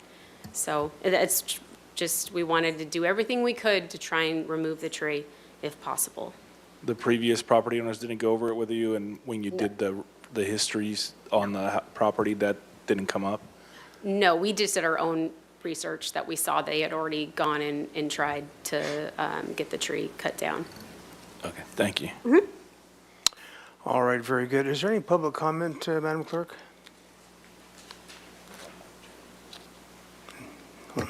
No, Mr. Mayor. All right, Mr. Jordan. Are we, Sorry, I just had one more question for staff. Okay. Mr. Slack, on the, it's not 1224, 152490 findings that end up at the commission, the qualifications kind of mirror the committee, that it's one or more of the following. And so there's 5 of those. And I'm just wondering, does it have to be, can one carry the day? So in this particular case, when I look at those, it's obviously the regard for safety and persons of property, probably if I'm identifying with the appellant. But I don't get very far on the other 4. They're kind of meaningless to me. So how does that work in considerations in real life with the commission or instructions that they're given? Mayor Rouse and Councilmember Jordan, only one finding needs to be identified to support the removal or conditional approval of a setback tree. Okay. And then as part of that, you you're making that finding agreeing with one set of opinions versus another set of opinions. So in this particular case, the two out of the three professionals at the committee meeting versus the 3 out of the 5 at the commission and your professional experience also, right? Mayor Rouse and Councilmember Jordan, I would say that essentially is correct, although staff doesn't participate in the decision-making. I get that, but okay, thank you. Thank you, Mr. Mayor. Ms. Sneddon.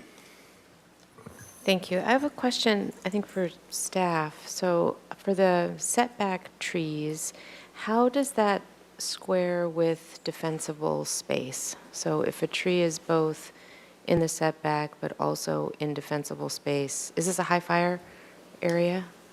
Or is this not? I'll start with that. I don't think so. Does anybody know if the fire considerations?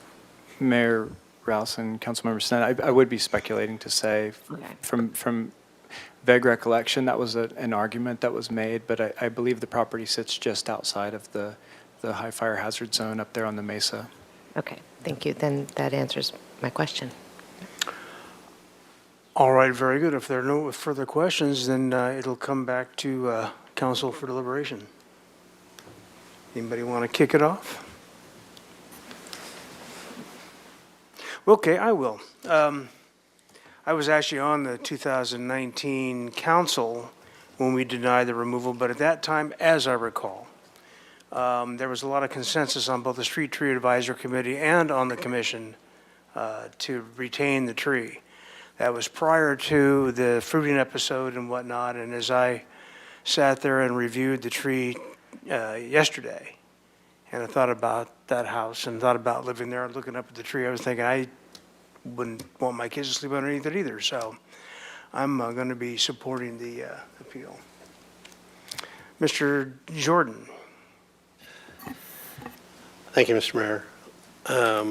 Well, I'll just start off on the opposite side of that argument then. So, I think a couple points come to mind to me, and that's first, never apologize for being a mother, okay? Thank you. Don't say that. And I might be in the same mindset as you, living underneath that. It's a beautiful tree. It's a giant tree. It's a giant tree for your house size and the lot also. But a couple, just without talking about the characteristics of the tree, a couple disconnects come to mind to me. And that's one, you didn't know when you bought the house and moved in that it would be difficult to remove that tree. This is this requirement to protect the tree stock in the city, both in parkways and in the setbacks in the city, have been around for a long, long time. And the other is the difference between the Street Trees Advisory Committee and the Recreation Parks and Rec Commission. So one of them is looking specifically at the tree, and the other one is looking at the tree and the broader community benefit or detriment. And if the commission had agreed with you and the Street Tree Committee had agreed with you and one of your neighbors had been here to contest the removal, I might be swayed the other way. But I put great regard for the commission, who's been doing this a long time. There's a couple members on that commission who have seen, if not thousands, hundreds of trees pass through their agendas and looking at them in the broader concept of the community. And I can get to concern for the safety of persons or property, but I just can't find any one of those findings that we would be forced to make that would necessitate the removal of that tree at this time. So that'll be the way I'm voting, would be to deny the appeal.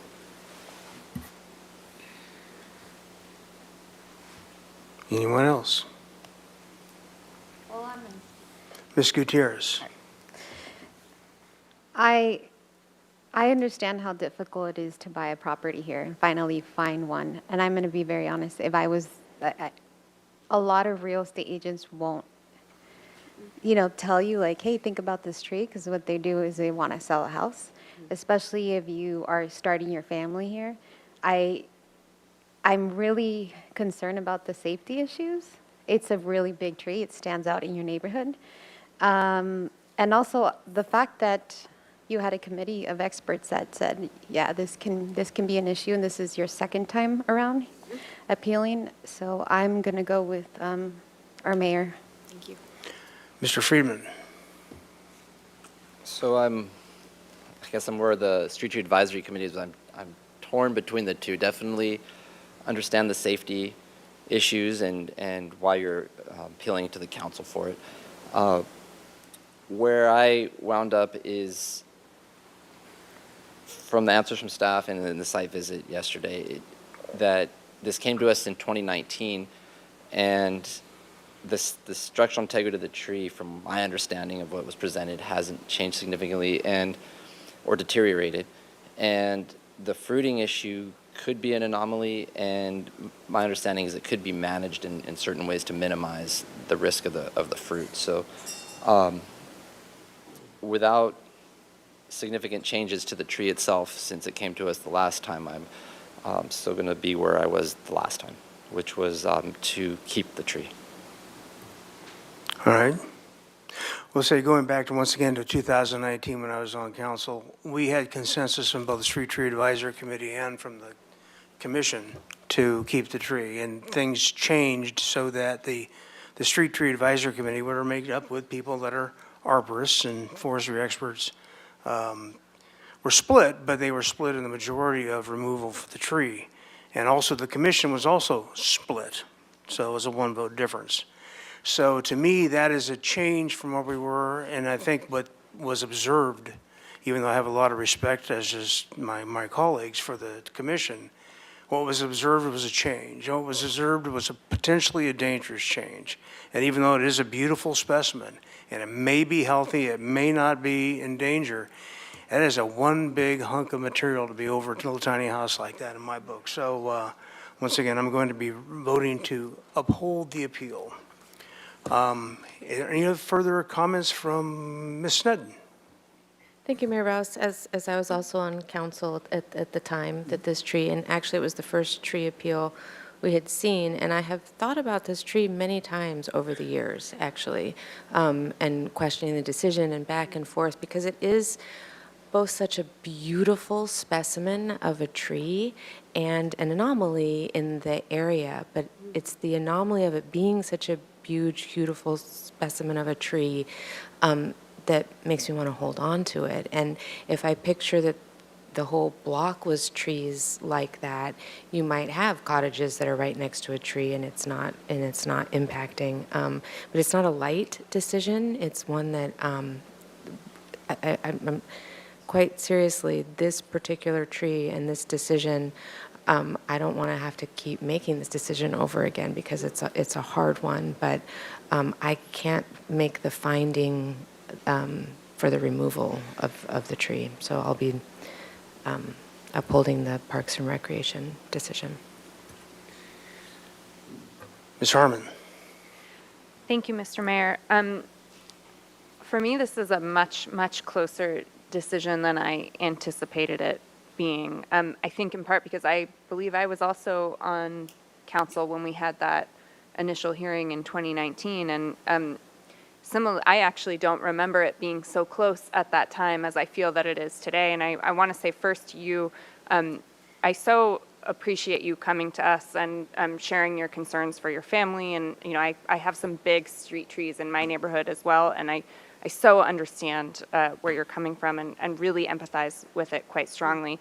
What is weighing for me on the other side is sort of so fundamental to our ethos about our street trees in this city. I mean, they're so central to who we are as Santa Barbarans, and protecting them and protecting healthy trees is really a priority for me, and I think for us as a city as well. So it's such a close one for me, and I think what I'm going to do is vote to go with the Parks and Rec Commission decision, but I do want to say that to the extent that the fruiting continues and this continues to be an issue, I think it's something that I'm interested in getting updates on and hearing back. I mean, I think if this is a once in 5-year anomaly, then to me, that is very important knowledge and militates in favor of keeping the tree. If this is not an anomaly and continues happening and we continue seeing this fruit in a way that we haven't seen or didn't see years ago, I mean, that would influence and change my position. So, you know, I don't, this is an appeal. I don't think there's any way to make that request, but I did want to go on record and say, to the extent that the fruiting issue continues and it is not a one-time every 5-year anomaly, that will certainly change my position on whether this tree should be removed or not. So putting that out there. Thank you.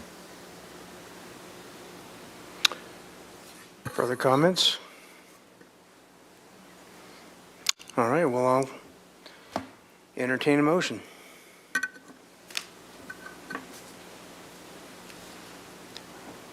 I move a motion to respect the appeal. To uphold the To appeal? uphold the appeal. Okay. Mr. Mayor, Madam Gutierrez, I would suggest that if you are going to make a motion to uphold the appeal, that you direct staff to return with findings in accordance with the findings that you are making, which would be the finding E regarding the safety of persons and property dictate the removal. Would staff mind putting the findings back, the list back up on the screen, please? And you would want staff to return with the resolution to that effect. So I make a motion to uphold the appeal, and what did she say? Yeah, Yeah. it would be to To return, to direct staff to prepare a resolution containing the findings and return to council with that resolution. So, and to direct staff to create a resolutions and return to council with that resolution. Containing your findings. Containing the findings. Regarding the safety. Regarding the safety issues. And I will second that motion. So let's go ahead and have a vote. This is a motion by Mayor Pro Tem Alejandro Gutierrez, seconded by Mayor Rouse, to uphold the appeal and direct staff to prepare a resolution containing the findings regarding the safety issues. Okay, let's vote on that.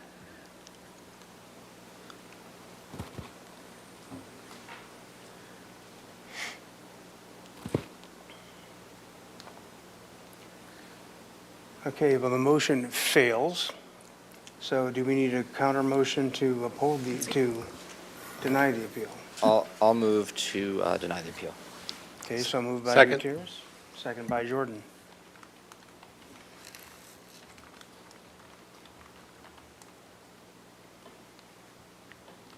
And that is, I'm sorry, that was a motion by whom? Eric Motion by Councilmember Friedman, seconded by Jordan. Councilmember Jordan to, say it again, please? Deny the appeal. To deny the appeal.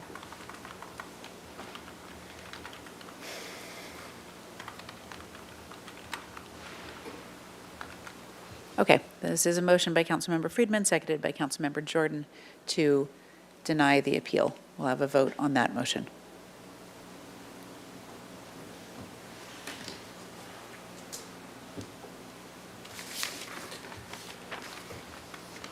Okay, the motion fails, 5-2. No. Motion Passes, carries. I mean. Yeah. And this, for the My record, that, motion failed. the motion by Councilmember Friedman, seconded by Councilmember Jordan to deny the appeal, that motion carries with the no votes from Mayor Rouse and Mayor Pro Tem Alejandro Gutierrez.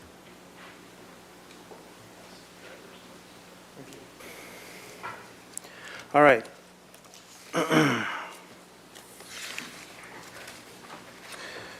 All right, do we have any council committee member assignments? Mr. Gutierrez. Thank you, Mr. Mayor. Yeah, I participated in the point in time count with Councilmember Friedman, Rouse, or Mayor Rouse and Sneddon. And it was a cold morning, but it was good to see so many people volunteer for that. I attended the Access Advisory council. Attended the Visit Santa Barbara State of the City, I believe it's or was it an expo? I can't remember what it was, but Yeah. I was there with Councilmember Jordan and Mayor Rouse, Eric Friedman, and Kristen Sneddon. Attended the Fire and Police Commission meeting. Attended the SBAC meeting, the Youth Wellness Coalition, and attended the Sister Cities Waihai Lunar New Year celebration with Mayor Rouse, where he was lucky enough to win a raffle prize. I wanted to recount, but nobody seconded my motion. And that's what I was up to this past week. All right, very good. Ms. Sneddon? Thank you, Mayor Rouse. I attended the Joint Cities and County Affordable Housing Task Group, and that's where I learned that we were so successful in our ADU production. And I also attended a Fire Safe Council board meeting, and a lot of updates there and some questions about how that applies to the city, but more on that later. Very good. Mr. Friedman? Thank you, Mr. Mayor. I attended the point in time count, Central Coast Water Authority, and the good news is that the new allocation due to all the rains for our state water jumped from 5% up to 30%. And that does not take into consideration the snowpack yet, because that is, there's still winter storms to come through this season. So in a couple of months from now, they will take stock of how much water is in the snowpack. And there's a significant chance that the 30% might go even higher. And the significance of that is that we will be able to, as the city of Santa Barbara, pay off water debt from water that we borrowed during the drier years, 5, 6, 7 years ago. And so we would be able to use that to pay off our water debt since Nakachuma is full. So that's great news for us in terms of just long-term water supply and standing and paying off that debt. Also attended the Visit Santa Barbara Tourism Summit. And then on Wednesday, Councilmember Harmon also attended the Coastal Commission Local Government Working Group held a in-person meeting in Santa Barbara here of our group, and it was an all-day workshop to discuss our plans for going forward and really looking at sea level rise planning, local coastal planning updates, and adaptation strategies. And we included some key strategic stakeholder groups in the conversation to see where we go. So it was a long time in the making on this, and it had people from throughout the state came in. And the bonus was when it was all over, we all got to go across the street and show people who'd been here for the first time the view of Santa Barbara from the top of the courthouse at the clock tower. On a beautiful day, you could see all the way out. So we got to show off our great city to people from throughout the state. But it was a really informative workshop, and looking forward to the work on this group coming forward on sea level rise planning and adaptation. All right, very good. And with that, we're adjourned.